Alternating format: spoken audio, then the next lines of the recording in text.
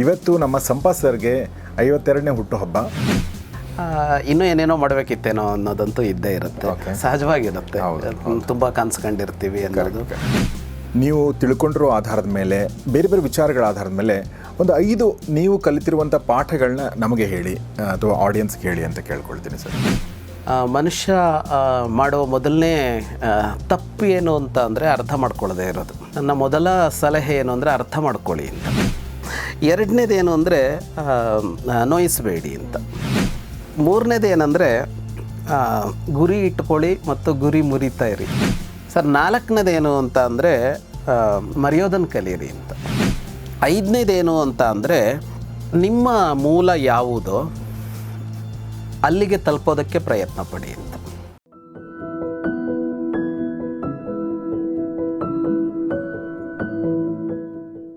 ಸ್ನೇಹಿತರೆ ನಮಸ್ಕಾರ. ಗೌರಿ ಶಕ್ಕಿ ಸ್ಟುಡಿಯೋದ ಈ ವಿಶೇಷ ಸಂವಾದಕ್ಕೆ ನಿಮಗೆಲ್ಲ ಸ್ವಾಗತ. ನಾನು ಗೌರಿ ಶಕ್ಕಿ. ಆಲ್ಮಾ ಮೀಡಿಯಾ ಸ್ಕೂಲ್ನ 6 ತಿಂಗಳ ಪ್ರಾಯೋಗಿಕ ಪತ್ರಿಕೋದ್ಯಮ ತರಬೇತಿಗೆ ಅಡ್ಮಿಷನ್ ಆರಂಭ. ನ್ಯೂಸ್ ಆಂಕರಿಂಗ್, ವರದಿಗಾರಿಕೆ, RJ, VJ, camera work, editing ಇತ್ಯಾದಿ ಪ್ರತಿನಿತ್ಯ ಪ್ರಾಯೋಗಿಕ ಕಲಿಕೆ. ಮಾಧ್ಯಮ ಪರಿಣಿತರಿಂದ ಉಪನ್ಯಾಸ. ಆಸಕ್ತರು ಸಂಪರ್ಕಿಸಿ. ಇವತ್ತು ನಮ್ಮೊಂದಿಗಿದ್ದಾರೆ ನಮ್ಮ ಪ್ರೀತಿಯ ವಿದ್ವಾನ್ ಜಗದೀಶ್ ಶರ್ಮಾ ಸಂಪತ್ ಸರ್. ಅವ್ರನ್ನ ಸ್ವಾಗತಿಸೋಕ್ಕೆ ಮುಂಚೆ ಈ ಒಂದು ವಿಡಿಯೋದ ಒಂದು ಉದ್ದೇಶ ಅಥವಾ ಈ ಒಂದು ವಿಡಿಯೋ ಯಾಕೆ ಮಾಡ್ತಾ ಇದ್ದೀವಿ ಅಂದರೆ, ಇವತ್ತು ನಮ್ಮ ಸಂಪತ್ ಸರ್ಗೆ 52ನೇ ಹುಟ್ಟುಹಬ್ಬ. ಸೊ ಹೀಗಾಗಿ ನಿಮ್ಮೆಲ್ಲರ ಪರವಾಗಿ, ಗೌರಿ ಶಕ್ಕಿ ಸ್ಟುಡಿಯೋದ ಎಲ್ಲ ತಂಡದ ಪರವಾಗಿ, ಎಲ್ಲ ಸ್ನೇಹಿತರ ಪರವಾಗಿ ನಾನು ಅವ್ರಿಗೆ ಹುಟ್ಟುಹಬ್ಬದ ಹಾರ್ದಿಕ ಶುಭಾಶಯ ಹೇಳ್ತೀನಿ. ಸರ್, ಹ್ಯಾಪಿ ಬರ್ಡೇ ನಿಮಗೆ. ಒಳ್ಳೆಯದಾಗಲಿ, ಚೆನ್ನಾಗಿರಿ, ಖುಷಿಯಾಗಿರಿ, ನಗ್ನಗ್ತಾ ಇರಿ ಮತ್ತು ನಮ್ಮ ಕಾರ್ಯಕ್ರಮಗಳನ್ನ ಮಾಡ್ತಾಯಿರಿ. ಧನ್ಯವಾದ ಸರ್. Thank you. ನಾನು ಸರ್ ಕೇಳ್ತದೆ, ಸರ್ ಇಷ್ಟು ಚಿಕ್ಕ ವಯಸ್ಸಲ್ಲಿ ಹೆಂಗೆ ಮೆಚ್ಯೂರಿಟಿ ಅಂತೇಳಿ. ಬಟ್ ನನಗೆ ಗೊತ್ತು ಅವ್ರ ಮೆಚ್ಯೂರಿಟಿ ರಹಸ್ಯ ಏನು ಅಂತ. ಮಹಾಭಾರತ ಓದಿ ಅರ್ಗಿಸ್ಕೊಂಡ್ರೆ ಮೆಚುರಿಟಿ ಬರದೇ ಇರೋಕ್ಕೆ ಹೆಂಗೆ ಸಾಧ್ಯ ಸರ್? ಖಂಡಿತ ಅಲ್ವಾ? ಖಂಡಿತವಾಗಿ. ಸೊ ಹೀಗಾಗಿ ನಿಮ್ಮ ಮೆಚುರಿಟಿ ಒಂದು ಪಾಲು ನಮಗೂ ಕೂಡ ಬರ್ತಾ ಇದೆ, ನಿಮ್ಮ ಮೂಲಕ ನಮ್ಮ ಜನರಿಗೂ ಕೂಡ ಅದು ಅರ್ಥ ಆಗ್ತಾ ಇದೆ. ಸೊ ಹೀಗಾಗಿ ಎಲ್ಲ ಸ್ನೇಹಿತರ ಪರವಾಗಿ ಮತ್ತೊಂದು ಸಲ ನಿಮ್ಗೆ ಧನ್ಯವಾದಗಳನ್ನ ಹೇಳ್ತಾ ಸರ್ ಏನು ಅನಿಸುತ್ತೆ ಸರ್ ನಿಮಗೆ? ಒಂದ್ಸಲ ಅಂದರೆ ಸಿಂಹಾವಲೋಕನ ಅಂತ ಮಾಡಿದಾಗ ಇನ್ನೂ ಏನೇನೋ ಮಾಡಬೇಕಿತ್ತೇನೋ ಅನ್ನೋದಂತೂ ಇದ್ದೇ ಇರುತ್ತೆ, ಸಹಜವಾಗಿರುತ್ತೆ. ತುಂಬ ಕನ್ಸ್ಕೊಂಡಿರ್ತೀವಿ ಅನ್ನೋದು. ಆಮೇಲೆ ಕೆಲವು ಕ್ಷೇತ್ರಗಳಲ್ಲಿ ನಮಗಿನ್ನೂ ಸಾಮರ್ಥ್ಯ ಇತ್ತು ಅಂತ ಒಂದು ನಮ್ಗೆ ಫೀಲ್ ಇರುತ್ತಲ್ಲ. ಎಲ್ಲದೂ ಗೊತ್ತಿರುತ್ತೆ, ಎಲ್ಲ ಮಾಡಬಲ್ಲೆವು ಅಂತ ಅಲ್ಲದೆ ಇದ್ದರು, ಯಾವುದೋ ಕ್ಷೇತ್ರದಲ್ಲಿ ನನಗೆ ಇನ್ನಷ್ಟು ಮಾಡೋದಕ್ಕೆ ಸಾಧ್ಯ ಇತ್ತು ಅಂತ ಒಂದು ಅನಿಸುತ್ತೆ. ಆಮೇಲೆ ಯಾವುದೋ ಅವಧಿಯಲ್ಲಿ, ನಮ್ಮ ಜೀವನದ ಅವಧಿಯಲ್ಲಿ ಆವಾಗ ಇನ್ನಷ್ಟು ಪರಿಶ್ರಮ ಹಾಕಿದ್ರು ಅಥವಾ ಇನ್ನೇನೋ ಒಂದು ತಿರುವು ತಗೊಂಡಿದ್ರೆ ಇನ್ನೇನು ಆಗ್ತಿತ್ತಾ ಅನ್ನೋ ಥರ ಒಂದು ಅನಿಸೋದಿರುತ್ತೆ. ಆವಾಗ ಇನ್ನಷ್ಟು ಪರಿಶ್ರಮ ಪಡಬೇಕಿತ್ತೇನೋ ಅಂತ. ಹಾಗೆಲ್ಲ ನೋಡಿದಾಗ ಇನ್ನಷ್ಟು ಕೆಲಸ ಮಾಡ್ಬೋದಿತ್ತು ಇಷ್ಟರೊಳಗೆ ಅಂತ ಒಂದು ಅನಿಸುತ್ತೆ. ಆದರೆ ಆಗಿರೋದಕ್ಕಿಂತ ಅತೃಪ್ತಿ ಅಂತ ಇಲ್ಲ. ಇನ್ನು ಮುಂದೆ ಕೂಡ ಮಾಡೋದು ತುಂಬ ಇದೆ ಅಂತ ಅನ್ಸುತ್ತೆ. ಖಂಡಿತವಾಗಿ ಅಲ್ವಾ? ಖಂಡಿತವಾಗಿದೆ. ಇದು ಅಂದರೆ ಸಮಯ ಅಂತ ಅನಿಸುತ್ತೆ. ಸಾಧಾರಣವಾಗಿ ಈ ವಯಸ್ಸಿನ ನಂತರ, 50ರ ನಂತರ ಇದೆಯಲ್ಲ, ಪ್ರಾಯಶಃ ನಮಗೆ ಆವಾಗಲೇ ಒಂದು ಕರೆಕ್ಟ್ ಇದು ಸಿಗ್ತಾ ಹೋಗುತ್ತೆ. ಇನ್ನು ಎಷ್ಟು ಕಾಲ ಇದೆ, ಎಷ್ಟು ಮಾಡ್ಬೋದು ಅನ್ನೋ ತರಹದ್ದು ಅಂತ. ಒಂಥರ ಏನಂದರೆ, ಇಷ್ಟೇ ಇದೆ ನಮ್ಮ ಗೋಲಿನ ಪೀರಿಯಡ್ ಅಂತ ಒಂದು ಮನಸ್ಸಿಗೆ ಬರೋದಕ್ಕೆ ಶುರುವಾದಾಗ ನಾವು ಹೆಚ್ಚು ತೊಡಗಿಕೊಳ್ತೀವ ಅಂತ. ಈಗ ಸಾಧಾರಣ 20, 25, 30 ವರ್ಷಕ್ಕೆ ನಮಗೆ ಯಾಕಷ್ಟು ಕೆಲಸನೇ ಮಾಡಿಬಿಡ್ಬೇಕು ಅಂತ ಅನಿಸಲ್ಲ ಅಂದರೆ, ಇದೆಯಲ್ಲ ಆರಾಮಾಗಿ ಮೈದಾನ ಅಂತ. ಈಗ ಎಲ್ಲ ಹತ್ರ ಬಂದ್ವೇನೋ, ಒಂದಿಷ್ಟು ಏನೋ ಮಾಡಿ ಹೋಗ್ಬಿಡೋಣ ಅಂತ. ಭಾಳ ಕರೆಕ್ಟಾಗಿ ಹೇಳಿದರು. ಆ್ಯಕ್ಚುಲಿ ಒಂದು ಮಾತಿದೆ, ಗಂಡಸರಿಗೆ ಮೆಚ್ಯೂರಿಟಿ 43ನೇ ವರ್ಷಕ್ಕೆ ಬರುತ್ತಂತೆ, ನಾರ್ಮಲ್ ಗಂಡಸರಿಗೆ ನಮ್ಮ ಥರ. ಬಟ್ ಸರ್ಗೆ ಸ್ವಲ್ಪ ಬೇಗ ಬಂದಿರ್ಬೋದು ನನ್ನ ಪ್ರಕಾರ. ಆದರೂ ಕೂಡ ನಾವು ಸಾಮಾನ್ಯವಾಗಿ ಒಂದು ಮಾತಾಡೋದಾದ್ರೆ 45 ಆದಮೇಲೆ ನಮಗೆ ಸೂರ್ಯಾಸ್ತದ ಬಗ್ಗೆ ಯೋಚನೆ ಬರುತ್ತೆ. ನಮಗೆ ವಯಸ್ಸು ಮುಗಿಯುತ್ತೆ. 45 ಆಗೋ ತನಕ ನಮ್ಗೆ ಏನೂ ಗೊತ್ತಾಗಲ್ಲ. ನಾವಿನ್ನೂ, ಯಾಕಂದರೆ ದೇಹ ಕೂಡ ಅದೇ ಥರ ಇರುತ್ತೆ, ಮನಸ್ಸು ಕೂಡ ಅದೇ ಥರ ಇರುತ್ತೆ. ಹೀಗಾಗಿ 45, 46 ದಾಟಿದಂಗೆ ನಂಗೆ 50 ಆಗ್ತಾ ಇದೆ, 60ಕ್ಕೆ ನಾನು ರಿಟೈರ್ಮೆಂಟ್ ಅಂದರೆ ಒಂದು ಜನರಲ್ ಟ್ರೆಡಿಷ್ನಲ್ ಸೆನ್ಸಲ್ಲಿ ಹೇಳ್ತಾ ಇರೋದು. ನಿಮಗೆ ರಿಟೈರ್ಮೆಂಟ್ ಇಲ್ಲ, ನಂಗೆ ಗೊತ್ತು. ನಾವು ಲೈಫ್ ಲಾಂಗ್ ನಮ್ಮ ಥರ ತುಂಬ ಜನ ಇರ್ತಾರೆ. ಸೊ ಆ ದೃಷ್ಟಿಯಿಂದ 50 ಅನ್ನೋದೊಂದು ತುಂಬ ದೊಡ್ಡ ಮೈಲಿಗಲ್ಲು. ನಾನು 2 ಪ್ರಶ್ನೆ ಕೇಳಬೇಕು ಅಂದ್ಕೊಂಡಿದ್ದೀನಿ ಸರ್. ಒಂದು ಪ್ರಶ್ನೆ ಏನಂತಂದರೆ, 50 ವರ್ಷ ತುಂಬಿರುವ ಈ ಸಂದರ್ಭದಲ್ಲಿ ನಮ್ಮ ಯೂತ್ಸ್ಗೆ, ಈಗ ತುಂಬ ಜನ ಮಹಾಭಾರತ ನೋಡುವಂಥವ್ರು ಯೂತ್ಸು ಇದ್ದಾರೆ, ತುಂಬ ಜನ ಇದ್ದಾರೆ, ಎಲ್ಲ ವಯಸ್ಸಿನವ್ರು ಇದ್ದಾರೆ. ಬಟ್ ನಿಮ್ಗಿಂತ ಚಿಕ್ಕವ್ರಿಗೆ 25 ವರ್ಷ ಆ ಥರದವ್ರಿಗೆ ಅಥವಾ ಜನರಲ್ ಆಗಿ ಎಲ್ರಿಗೂ ಕೂಡ, ಯಾಕಂದರೆ ನೀವು ಬೇರೆ ವ್ಯಕ್ತಿ, ನೀವು ನಮ್ಮ ಥರ ಅಲ್ಲ. ಹೀಗಾಗಿ ನಿಮ್ಮಿಂದ ನಾನು ಏನು ಕೇಳಕ್ಕೆ ಇಷ್ಟಪಡ್ತೀನಿ ಅಂದರೆ, ನಿಮ್ಮ ಅನುಭವದ ಆಧಾರದ ಮೇಲೆ, ನೀವು ತಿಳ್ಕೊಂಡಿರೋ ಆಧಾರದ ಮೇಲೆ, ಬೇರೆ ಬೇರೆ ವಿಚಾರಗಳ ಆಧಾರದ ಮೇಲೆ ಒಂದು 5 ನೀವು ಕಲಿತಿರುವಂಥ ಪಾಠಗಳನ್ನ ನಮಗೆ ಹೇಳಿ ಅಥವಾ ಆಡಿಯನ್ಸ್ಗೆ ಹೇಳಿ ಅಂತ ಕೇಳ್ಕೊಳ್ತೀನಿ ಸರ್. 5 ಅಂದರೆ ಬದುಕಿಗೆ ಬಹಳ ಮುಖ್ಯವಾಗೋದು ಅಂತ ನನ್ನ ಬದುಕಿನ ಅನುಭವದ ಆಧಾರದ ಮೇಲೆ ಹೇಳೋದು, ಓದಿನ ಆಧಾರದ ಮೇಲಲ್ಲ. ಕರೆಕ್ಟ್. ಅನುಭವದ ಆಧಾರದ ಮೇಲೆ ಹೇಳೋದು ಅಂತ ಅಂದರೆ, ಮನುಷ್ಯ ಮಾಡೋ ಮೊದಲನೇ ತಪ್ಪು ಏನು ಅಂತ ಅಂದರೆ ಅರ್ಥ ಮಾಡ್ಕೊಳ್ಳೋದೇ ಇರೋದು. ನನ್ನ ಮೊದಲ ಸಲಹೆ ಏನು ಅಂದರೆ ಅರ್ಥ ಮಾಡ್ಕೊಳ್ಳಿ ಅಂತ. ಏನು ಅರ್ಥ ಮಾಡ್ಕೊಳ್ಳೋದು? ಈ ಅರ್ಥ ಮಾಡ್ಕೊಳ್ಳಿ ಅನ್ನೋದು ಒಂದು ಜನರಲ್ ಸ್ಟೇಟ್ಮೆಂಟ್. ಈ ಅರ್ಥ ಮಾಡ್ಕೊಳ್ಳಿ ಅನ್ನೋದು ಎಲ್ಲವನ್ನು ಅಂತ. ಮೊದಲನೇದಾಗಿ ಏನು ಅಂದರೆ ಸುತ್ತ ಇರೋರನ್ನ ಅರ್ಥ ಮಾಡ್ಕೊಳ್ಳಿ ಅಂತ. ಸುತ್ತ ಇರೋರನ್ನ ಅರ್ಥ ಮಾಡ್ಕೊಳ್ಳಲ್ಲ ನಾವು. ನಮ್ಮ ಜೊತೆಗೆ ಯಾರು ಬದುಕ್ತಾ ಇರ್ತಾರೆ, ಯಾರು ಇದಾಗಿರ್ತಾರೆ, ಅವರನ್ನು ಅರ್ಥ ಮಾಡ್ಕೊಳ್ಳಲ್ಲ. ಅದು 2 ಅರ್ಥದಲ್ಲಿ. ಒಂದು, ಅವರು ಸರಿಯಾಗಿರ್ತಾರೆ ಆದರೆ ನಾವು ತಪ್ಪರ್ಥ ಮಾಡ್ಕೋತಾ ಇರ್ತೀವಿ. ಎಷ್ಟೋ ಸಲ ನಾವು ಅವ್ರು ಸರಿದಾರೆ ಅಂತ ಅಂದ್ಕೊಂಡಿರ್ತೀವಿ, ಇಲ್ಲ ಅವ್ರು ಹಂಗಲ್ಲ ಅಂತ ಯಾವತ್ತೋ ಒಂದು ಸಲ ಅನ್ಕೋತೀವಿ. ಅಂದರೆ ಏನೋ ಮೋಸ ಮಾಡಿಬಿಡ್ತಾರೆ, ಕೋಟ್ಯಾಂತರ ರೂಪಾಯಿ ಇದು ಮಾಡ್ತಾರೆ ಅಂತಲ್ಲ, ಭಾವನಾತ್ಮಕ ಜಗತ್ತಿಗೆ ಒಂದು ಹರ್ಟ್ ಮಾಡಿ ಹೋಗ್ಬೋದು ಅವರು. ಅದು ಯಾರು ಗೆಳೆಯ ಆಗ್ಬೋದು, ಅಣ್ಣ ತಮ್ಮ ಆಗ್ಬೋದು, ವೃತ್ತಿ ಜೊತೆಗಿರೋ ಯಾರೋ ಇರ್ಬೋದು ಅಂತ. ಈ ಅರ್ಥ ಮಾಡ್ಕೊಳ್ಳೋ ವಿಷಯದಲ್ಲಿ ನಾವು ಬಹಳ ಸೋಲ್ತೀವಿ. ಈ ಈ ಈ ಪ್ರಕ್ರಿಯೆ ಬಹಳ ಸುಲಭದ್ದೇನೂ ಅಲ್ಲ, ಬಹಳ ಕಷ್ಟದ್ದು. ಇದು ಒಂದು ಮನುಷ್ಯರನ್ನು ಅರ್ಥ ಮಾಡ್ಕೊಂಡ ಥರ ನಮ್ಮ ಸುತ್ತ ಇರೋದನ್ನು ಅರ್ಥ ಮಾಡ್ಕೋಬೇಕು, ನಾವು ಅರ್ಥ ಮಾಡ್ಕೊಳ್ಳಲ್ಲ. ಅಂದರೆ ನನ್ನ ಸುತ್ತ ಏನೋ ಒಂದಿಷ್ಟಿದೆ, ನಾನು ಅರ್ಥ ಮಾಡ್ಕೊಂಡ್ರೆ ಮಾತ್ರ ಅದನ್ನು ಬಳಸ್ತೀನಿ. ಅದು ಅರ್ಥ ಆಗದೆ ಇದ್ದರೆ ನಂಗೆ ಬಳಸೋಕೆ ಬರಲ್ಲ ಅಂತ. ಈಗ ನಮ್ಮ ಕೈಲಿ ಯಾವುದೋ ಒಂದು, ಈಗ ನಮ್ಮ ಮೊಬೈಲೇ ಇದೆ ಅಂದರೆ, ನಮ್ಮ ನೆಕ್ಸ್ಟ್ ಜನ್ರೇಷನ್ನು ಜೆನ್ಜಿನೋ ಇನ್ನೊಬ್ರ ಕೈ ಕೊಟ್ಟರೆ ನಮ್ಗಿಂತ 100 ಇದನ್ನು ತೋರಿಸ್ತಾರೆ ಅವ್ರು. ಅದರಲ್ಲಿ ನಾವು ಯಾವುದೋ ಒಂದು ಪ್ಯಾಟರ್ನಲ್ಲಿ ಫಿಕ್ಸ್ ಆಗಿ ಕೂತ್ಕೊಂಡ್ಬಿಟ್ಟಿರ್ತೀವಿ, ಸೂಪರ್ಫಿಷಿಯಲ್ ಲೆವೆಲಲ್ಲಿ ಅಷ್ಟೇ. ನಾವೇನು ಅದನ್ನ ಮಾಡೋಕ್ಕೆ ಹೋಗಲ್ಲ, ಮಾಡಬೇಕು ಅಂತಲ್ಲ. ಆದರೆ ಅದನ್ನು ಎಷ್ಟು ನಾವು ಅರ್ಥ ಮಾಡ್ಕೊಳ್ತೀವೋ ಅಷ್ಟು ಅದ್ರ ಉಪಯೋಗ ಪಡ್ಕೊಳ್ಳೋಕ್ಕಾಗತ್ತೆ. ಭಾಳ ಚೆನ್ನಾಗಿ ಹೇಳಿ. ಒಂದು ಕಾಫಿದೊಂದು ಉದಾಹರಣೆ ಇದೆ ಇದರಲ್ಲಿ. ಒಬ್ಬ ಕಾಫಿ ತೊಗೊಂಡಾಗ ಕಾಫಿ ಕುಡಿಯೋಕ್ಕೆ ಶುರು ಮಾಡ್ತಾನಂತೆ, ಕಹಿ ಇದೆ ಅಂತ ಅನಿಸುತ್ತೆ ಅವನಿಗೆ. ಹಾಗೆ ಕುಡಿದು ಮುಗಿಸೋ ಟೈಮಲ್ಲಿ ನೋಡ್ತಾನೆ ಕೆಳಗಡೆ ಶುಗರ್ ಇರುತ್ತೆ. ಅವನೊಂದು ಹಿಂಗೆ ಒಂದು ಅಲ್ಲಾಡ್ಸೋದು ಮರ್ತಿರ್ತಾನೆ, ಒಂದು ಸ್ಪೂನ್ ತೊಗೊಂಡು ಹಿಂಗೆ ಮಾಡಿಬಿಟ್ರೆ ಅವನಿಗೆ ಕರೆಕ್ಟ್ ಆಗಿರೋದು. ಅದೇ ಥರ ಇದೇ ನಮ್ಮ ಹತ್ರ, ಬಟ್ ನಾವು ಅದನ್ನು ಅರ್ಥ ಮಾಡ್ಕೊಳ್ಳೋಕ್ಕೆ ನಾವು ಎಫರ್ಟ್ ಹಾಕಿಲ್ಲ, ಅಥವಾ ನಾವು ಏನೋ ಅದರಲ್ಲಿ ಸೋಲ್ತಿರ್ತೀವಿ ಕೆಲವು ಸಲ. ಈ ಅರ್ಥ ಮಾಡ್ಕೊಳ್ಳೋದು 2 ಹೇಳಿದೆ. ಒಂದು, ಸುತ್ತ ಇರೋರನ್ನ ಅರ್ಥ ಮಾಡ್ಕೊಳ್ಳಿ, ಸುತ್ತ ಇರೋದನ್ನು ಅರ್ಥ ಮಾಡ್ಕೊಳ್ಳಿ ಅಂತ. 3ನೇದು ಭಾಳ ಮುಖ್ಯವಾದದ್ದು, ನಿಮ್ಮನ್ನು ನೀವು ಅರ್ಥ ಮಾಡ್ಕೊಳ್ಳಿ ಅಂತ. ನಾವು ನಮಗೆ ಅರ್ಥ ಆಗಿರೋದಿಲ್ಲ ಅನ್ನೋದು ಬಹಳ ದುರಂತದ ವಿಷಯ. ಆದರೆ ನಾವು ಅರ್ಥ ಆಗಿರೋದಿಲ್ಲ ನಮಗೆ. ಅಂದರೆ ತುಂಬ ವಿಷಯಗಳಲ್ಲಿ ಭಾವನಾತ್ಮಕವಾಗಿ ಕೂಡ ನಾವೇನು ಅನ್ನೋದು ನಮ್ಗೆ ಅರ್ಥ ಆಗಿರೋದಿಲ್ಲ. 2ನೇದು, ನಮ್ಮ ಸಾಮರ್ಥ್ಯ ನಾವು ಗುರ್ಸ್ಕೊಂಡಿರೋದಿಲ್ಲ. ನಾವೊಂದು ಭ್ರಮೆಲಿರ್ತೀವಿ, ಇದು ನನ್ನ ಸಾಮರ್ಥ್ಯ, ಇದು ನನ್ನ ಕ್ಷೇತ್ರ ಅಂತ ಒಂದು ಹೆಂಗೋ ತೀರ್ಮಾನ ಆಗಿರುತ್ತೆ. ನಾವು ಅಂದ್ಕೊಂಡಿರ್ತೀವಿ, ಸುತ್ತ ಇರೋರು ಹೇಳ್ತಾರೆ, ಇದು ಚೆನ್ನಾಗಿದೆ ಅಂತೇನೋ ಹೇಳ್ತಾರೆ, ನಾವು ಅದೇ ಹೌದು ನಾವು ಅಂತ ಅಂದ್ಕೊಂಡಿರ್ತೀವಿ, ನಾವು ಅದು ಅಂತ ಅಂದ್ಕೊಂಡಿರ್ತೀವಿ. ಆದರೆ ನಾವು ಅದಾಗಿರೋಲ್ಲ, ಇನ್ನೇನೋ ಒಂದು ಆಗಿರ್ತೀವಿ, ನಮಗೆ ಗೊತ್ತಿರಲ್ಲ. ಅಂದರೆ ಒಂದು ಸುಮ್ಮನೆ ಉದಾಹರಣೆಗೆ ಅಂದರೆ, ಹೋಗಿ ಯಾವುದೋ ಒಂದು ಅಧಿಕಾರದ ಜಾಗದಲ್ಲಿ ಕೂತ್ಕೋತೀವಿ. ಅಧಿಕಾರ ದೊಡ್ಡದು, ಅಲ್ಲೋ ಕೂತ್ಕೋಬೇಕು ಅನ್ನೋದು ಸರಿ. ಆದರೆ ಅಧಿಕಾರ ನಿರ್ವಹಿಸೋದಕ್ಕೆ ಬರುತ್ತಾ ನಮಗೆ ಅಂದರೆ, ಎಷ್ಟೋ ಸಲ ನಮಗೆ ಬರೋಲ್ಲ, ಹೆಚ್ಚಿನ ಜನಕ್ಕೆ ಬರೋಲ್ಲ. ಅಧಿಕಾರಗಳ ಜಾಗದಲ್ಲಿ ನಿಂತು ನಿರ್ವಹಿಸೋದಕ್ಕೆ ಮನುಷ್ಯನ ಹ್ಯಾಂಡ್ಲ್ ಮಾಡೋದು ಸುಲಭ ಅಲ್ಲ. ಅಧಿಕಾರದಲ್ಲಿ ಇದ್ದು ಕೂಡಲೇ ಹೆಚ್ಚು ಮನುಷ್ಯರನ್ನು ಹ್ಯಾಂಡಲ್ ಮಾಡಬೇಕಾಗತ್ತೆ. ನಾವು ಹೋಗಿ ಕೂತ್ಕೊಂಡಿರ್ತೀವಿ, ನಾವು ಸುತ್ತ ಇರೋರಿಗೂ ಕಷ್ಟ ಕೊಡ್ತಾ ಇರ್ತೀವಿ, ನಾವು ಕಷ್ಟಪಡ್ತಾ ಇರ್ತೀವಿ, ನಮಗೆ ಗೊತ್ತಿರಲ್ಲ. ನಾವು ಸರಿಯಾದ ಇದನ್ನು ಮಾಡ್ತಾ ಇದ್ದೀವಿ ಅಂತ ಅಂದ್ಕೊಂಡು ನಾವು ಹೋಗ್ತಾ ಇರ್ತೀವಿ, ಅವ್ರು ಯಾರೋ ಸರಿ ಇಲ್ಲ ಅಂತ ಅನ್ಕೋತೀವಿ. ದುರುದ್ದೇಶ ನಮಗೂ ಏನೋ ಇರೋಲ್ಲ, ಆದರೆ ಅದು ನಮ್ಮ ಕಪ್ ಆಫ್ ಟೀ ಆಗಿರೋಲ್ಲ. ಇದೊಂದು ಉದಾಹರಣೆ ಕೊಟ್ಟೆ. ಈ ಥರ ಯಾವುದೋ ಕಾರಣಕ್ಕೆ ಯಾರೋ ಹೇಳಿದ್ರು ಅಂತ ನಾವು ಏನೋ ಒಂದು ಅಂತ ನಮ್ಮನ್ನು ಅಂದ್ಕೊಂಡಿರ್ತೀವಿ, ನಾವೇನು ಅಂತ ನಮ್ಮನ್ನು ನಾವು ಅರ್ಥ ಮಾಡ್ಕೋಬೇಕು. ಒಂದು ಯಾವ ಜಾಗದಲ್ಲಿ ಹೋಗಿರ್ತೀವಿ ಅರ್ಥ ಮಾಡ್ಕೊಳ್ಳದೆ, ಇನ್ನೊಂದು ಯಾವುದೋ ಜಾಗಕ್ಕೆ ಹೋಗಬೇಕಾಗಿರುತ್ತೆ, ಅದಕ್ಕೆ ಹೋಗಿರಲ್ಲ. ಹೌದು, ಅದು ಕೂಡ ನಾವು ನಮ್ಮನ್ನು ಅರ್ಥ ಮಾಡ್ಕೊಳ್ಳೋದು. ಹೌದು. ಒಂದನೇದು ಇದು, ನೀವು 5 ಕೇಳಿದ್ರಿ, ಇದು ಒಂದನೇದು. 2ನೇದು ಏನು ಅಂದರೆ, ನೋಯಿಸಬೇಡಿ ಅಂತ. 2ನೇದು, ನೋಯಿಸೋದು ಅನ್ನೋದು ಒಂದು ಅನಿವಾರ್ಯ ಸಂಗತಿ ಬದುಕಿನಲ್ಲಿ. ನೋಯಿಸದೆ ಬದುಕೋಕ್ಕಾಗಲ್ಲ ಅನ್ನೋ ತರಹನೇ ಸೃಷ್ಟಿ ಇದೆ. ಹಿಂಗಂದರೆ ವಿಚಿತ್ರ ಅಂತ ಅನ್ನಿಸ್ಬೋದು. ನೋಯಿಸ್ತಾನೆ ಇರ್ತೀವಿ ಯಾವುದೋ ಒಂದನ್ನು. ಈಗ ಉದಾಹರಣೆಗೆ ಅಹಿಂಸೆಯನ್ನು ಬಹಳ ಪರಮೋತ್ಕೃಷ್ಟವಾಗಿ ಭಾವಿಸುವ ಮತಗಳಲ್ಲೆಲ್ಲ ಕಾಲಿಟ್ರೆ ಜೀವಿಗಳು ಸಾಯ್ತವೆ ಅನ್ನೋ ತರಹದ್ದೆಲ್ಲ ಇದೆಯಲ್ಲ, ಅದೆಲ್ಲ ಅರ್ಥ ಏನು ಅಂದರೆ ನಮಗೆ ಗೊತ್ತಾಗದ ಅತ್ಯಂತ ಸೂಕ್ಷ್ಮ ಜೀವಿಗಳಂತೂ ಇಲ್ಲಿವೆ, ಅವುಗಳನ್ನು ನೋಯಿಸ್ತಾ ಇರ್ತೀವಿ ನಾವು.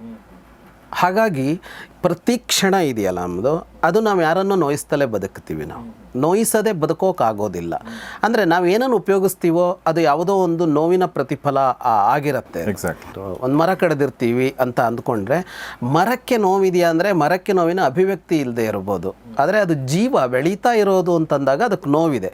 ಅದರ ಫೀಲಿಂಗ್ ಇಲ್ಲದೆ ಇರ್ಬೋದು ಅಥವಾ ಅದರ ಎಕ್ಸ್ಪ್ರೆಷನ್ ಇಲ್ಲದೆ ಇರ್ಬೋದು, ನೋವಿಲ್ಲ ಅಂತ ಹೇಳೋಕ್ಕಾಗಲ್ಲ. ಹೀಗೆ ಬೇಕಷ್ಟಿರುತ್ತೆ. ಹಾಲು ಹಿಂಡಿರ್ತಾರೆ, ಒಂದು ಹಾಲು ಕುಡಿತಾ ಇದ್ದೀವಿ ಅಂದರೆ ಅದು ಯಾವುದೋ ಕರು ಕಾಯ್ತಾ ಇದ್ದಿರ್ಬೋದು ಅದರಿದ್ದು ಅನ್ನೋ ತರಹದ ಈ ತರಹ ಒಂದಲ್ಲ ಎಷ್ಟೋ ಇದೆ. ಹಾಗಾಗಿ ಈ ನೋಯಿಸ್ತಲೇ ಬದುಕೋದು ಅನ್ನೋದು ಒಂದು ಸಹಜ. ಪ್ರಯತ್ನ ಏನು ಅಂದರೆ ಇದಕ್ಕೆ ವಿರುದ್ಧವಾಗಿ ಹೋಗಬೇಕು ನಾವು. ಅಂದರೆ ಎಷ್ಟು ಕಡಿಮೆ ಮಾಡ್ತೀವೋ ಅಷ್ಟು ಅಂತ. ಅದ್ರೋಹೇಣೈವ ಭೂತಾನಾಂ ದ್ರೋಹೇಣವ ಪುನಃ ಅಂತ ಒಂದು ಮಾತಿದೆ. ಅಂದರೆ ಯಾರಿಗೋ ತೊಂದರೆ ಕೊಟ್ಟು ಬದುಕಬೇಕು ಜೀವಲೋಕಕ್ಕೆ ಅನ್ನೋದು ಅನಿವಾರ್ಯ. ಬದುಕು ಮಾಡಬೇಕು ಅಂತಂದಾಗ ಸಾಧ್ಯವಾದರೆ ಯಾರಿಗೂ ತೊಂದರೆ ಕೊಡದೆ ಬದುಕಿ, ಆಗೋದೇ ಇಲ್ಲ ಅಂದರೆ ಕಡಿಮೆ ತೊಂದರೆ ಕೊಡಿ ಅಂತ. ಅಲ್ಪದ್ರೋಹೇಣ ಅಂತ ಕಡಿಮೆ ತೊಂದರೆ ಕೊಡಿ, ಎಷ್ಟು ಸಾಧ್ಯವೋ ಅದನ್ನು ಮಿನಿಮೈಸ್ ಮಾಡಿ ಅಂತ. ಮಿನಿಮೈಸ್ ಮಾಡಿ. ಎಲ್ಲಿ ಸರ್ ಬರೋದು ಈ ಮಾತು? ಇದು ಸ್ಮೃತಿಯ ಮಾತು. ಇದು ಸ್ಮೃತಿಯ ಮಾತು. ಇದು ಮೇ ಬಿ ಮನುಸ್ಮೃತಿ ಅಂತ ಅಂದ್ಕೊಳ್ತೀನಿ, ಹಿಂಗೆ ನೆನಪಿಗೆ ಬರ್ತಾ ಇಲ್ಲ. ಹಾಗಾಗಿ ಎಷ್ಟು ಕಡಿಮೆ ಸಾಧ್ಯವೋ ಅಷ್ಟು ನೋಯಿಸಿ ಅಂತ. ಇದು ವ್ಯಕ್ತಿಗಳ ವಿಷಯಕ್ಕೂ ಹಾಗೆ ಆಗುತ್ತೆ. ನಾವು ಏನು ಕೆಲಸ ಮಾಡ್ತಾ ಇರ್ತೀವೋ ಆ ಕೆಲಸ ಆಗಬೇಕು ಅಂತ ಅಂದಾಗ, ನಮ್ಮ ಕೆಲಸ ಇರಲಿ, ನಮ್ಮ ಉದ್ಯೋಗ ಇರಲಿ, ಏನೋ ಒಂದಿರಲಿ, ಮಾಡಬೇಕು ಅಂತ ಹೋದಾಗ ಅದು ಅದರ ನಮ್ಮ ನಡೆ ನುಡಿಗಳಿಂದ ಯಾರಿಗೋ ಹರಟಾಗತ್ತೆ ಅನ್ನೋದು ನಿಶ್ಚಿತ. ಹರಟೆ ಮಾಡೋಲ್ಲ ಅಂತಂದರೆ ಕೆಲಸನೇ ಮುಗಿಯೋಲ್ಲ ಅನ್ನೋ ಥರ ಆಗಿಬಿಡುತ್ತೆ. ಅವನಿಗೆ ಅದೆಲ್ಲ ಒಂದು ಅವಮಾನ ಆಗ್ಬೋದು, ಅವನಿಗೆ ಅದು ಬೇಸರ ಆಗ್ಬೋದು, ಅವನಿಗೆ ಇಷ್ಟ ಇಲ್ಲದೆ ಇರೋದನ್ನು ನಾವು ಮಾಡಿಸ್ತಾ ಇರ್ಬೋದು. ಹೀಗೆ ಮಾಡು ಅಂತ ಹೇಳ್ತೀವಿ, ಇದು ಮಾಡಿ ಸರಿಯಾಗಿಲ್ಲ ಅಂತ ಹೇಳ್ತೀವಿ, ಬೇರೆ ಮಾಡ್ಕೊಂಬ ಅಂತ ಹೇಳ್ತೀವಿ, ಇಷ್ಟೊತ್ತಿನ ತನಕ ಮಾಡ್ಕೊಂಬ ಅಂತ ಹೇಳ್ತೀವಿ, ನನಗೆ ಹೀಗೇ ಬೇಕು ಅಂತ ಹೇಳ್ತೀವಿ, ಏನೋ ಹೇಳ್ತೀವಿ. ಅದು ಯಾವುದೇ ಥರದಲ್ಲಿರಲಿ, ಒಂದು ವ್ಯಾಪಾರದ ಇದರಲ್ಲಿರಲಿ, ಯಾರದೋ ಕರೆದ ಮನೇಲಿ ಒಂದು ಕೆಲಸ ಮಾಡಿಸ್ಕೊಳ್ಳುವಾಗಿರಲಿ, ಸಹಜೀವಿಗಳ ಜೊತೆಗಿರಲಿ, ಇಲ್ಲೆಲ್ಲ ಒಂದು ಆಗೇ ಆಗತ್ತೆ. ಯಾರದ ಜೊತೆಗೆ ಬದುಕಲೇಬೇಕು ನಾವು. ಅಂದರೆ ಸಂಗಾತಿಗಳು ಮಾತ್ರ ಅಲ್ಲ, ಎಲ್ಲರ ಜೊತೆ ಬದುಕ್ತಾ ಇರುವಾಗ ನಮಗೆ ಬೇಕಾದ್ದಾಗಬೇಕು ಅಂತ ಅಂದಾಗೆಲ್ಲ ನಾವು ನಮ್ಮ ಎದುರಿನವರ ಇಷ್ಟವನ್ನು ಮೀರ್ತೀವಿ ಅಥವಾ ಮುರಿತೀವಿ. ಯಾಕೆಂದರೆ ನಮ್ಮ 100ಕ್ಕೆ 100ರಷ್ಟು ಇಷ್ಟಗಳೇ ನಮ್ಮ ಸುತ್ತ ಇರೋರ ಇಷ್ಟಗಳಾಗಿರೋದಿಲ್ಲ. ಹಾಗಾಗಿ ಅಲ್ಲೊಂದು ರಾಜಿ ಅನ್ನೋದು ನಡೀತಾನೆ ಇರುತ್ತೆ. ಅಂದರೆ ಯಾವುದೇ 2 ವ್ಯಕ್ತಿ ಒಟ್ಟಿಗೆ ಬದುಕ್ತಾ ಇದ್ದಾನೆ ಅಂದ್ರೂ, ಗಂಡ ಹೆಂಡತಿನೋ ಬಾಸು ಅಸಿಸ್ಟೆಂಟೋ ಯಾರೇ 2 ಜನ ಒಟ್ಟಿಗೆ ಬದುಕ್ತಾ ಇದ್ದಾರೆ ಅಂದರೂ ಇಬ್ಬರ 100ಕ್ಕೆ 100ರಷ್ಟು ಆಸೆಗಳು ಅಲ್ಲಿ ಫುಲ್ಫಿಲ್ ಆಗ್ತಾ ಇರಲ್ಲ. ಯಾರದ್ದೋ ಆಸೆಗಳು ಅಲ್ಲಿ ಮುರಿತಾ ಇರುತ್ತೆ. ಇದರಲ್ಲಿ ಬೇರೆಯವರ ಆಸೆಗಳನ್ನು ಕಡಿಮೆ ಮುರಿಬೇಕು ಅಂತ. ಯಾಕೆಂದರೆ ಅವರ ಆಸೆಗಳನ್ನು ಹೆಚ್ಚು ಮುರಿದಷ್ಟು ಅವ್ರು ನೋಯ್ತಾ ಇರ್ತಾರೆ. ಅದನ್ನು ಅವರು ವ್ಯಕ್ತಪಡಿಸದೇ ಇರ್ಬೋದು, ಅವರು ಅದನ್ನು ಸ್ವೀಕರಿಸಿರಬಹುದು. ಈಗ ಮಕ್ಕಳಿಂದ ತಾಯಿಗೆ ಇದಾಗ್ತಾ ಇರುತ್ತೆ. ಅಂದರೆ ಒಂದು ಮಗು ಆಗಿದೆ ಅಂದರೆ ಅದಕ್ಕೊಂದು 10 ವರ್ಷನೋ 12 ವರ್ಷನೋ ಆಗೋ ತನಕ ಅದನ್ನು ಅಟೆಂಡ್ ಮಾಡ್ತಾ ಇರ್ತಾಳೆ ಒಬ್ಬ ತಾಯಿ. ಆ ಸಮಯದಲ್ಲಿ ಅವಳ ಆಸೆಗಳು ಯಾವುದನ್ನೂ ಅವಳು ಮಾಡೋಕ್ಕಾಗಲ್ಲ. ಅಂದರೆ ಅವಳೊಂದು ವೃತ್ತಿ ಮಾಡ್ತಾ ಇದ್ದರೆ ಅವಳು ವೃತ್ತಿಯನ್ನು ಮಾಡೋಕ್ಕಾಗಲ್ಲ, ಅವಳ ಕೆರಿಯರ್ ಹಾಳಾಗತ್ತೆ. ಅಥವಾ ಅವಳೊಬ್ಬಳು ಮನೆಯಲ್ಲಿ ಗೃಹಿಣಿಯಾಗಿದ್ದಾಳೆ ಅಂತಂದ್ರೂ ಅವಳಿಗೇನೋ ಓದಬೇಕು ಅಂತಿರ್ಬೋದು, ಏನನ್ನೋ ನೋಡಬೇಕು ಅಂತ ಇರುತ್ತೆ.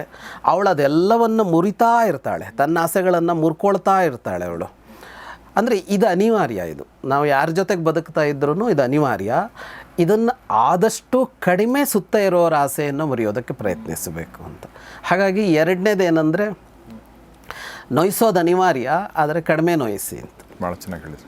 ಒಂದು ಮನೆ ಕಟ್ಟಬೇಕಾದ್ರೆ ಫಾರ್ ಎಕ್ಸಾಂಪಲ್ ನಾವು ಭೂಮಿಗೆ ಕ್ಷಮೆ ಕೇಳಿ ಶುರು ಮಾಡ್ತಾರಂತೆ. ಅಂದರೆ ನಮ್ಮ ಪರಂಪರೆಯಲ್ಲಿ ಇರುವಂಥದ್ದು. ಆ ಥರ ಒಂದು ಗಿಡ ಕಟ್ ಮಾಡಬೇಕಾಗತ್ತೆ ನಾವು, ಅಥವಾ ನದಿಯ ತಿರುವನ್ನು ಬದಲಿಸ್ತೀವಿ ನಾವು ಅಲ್ವಾ.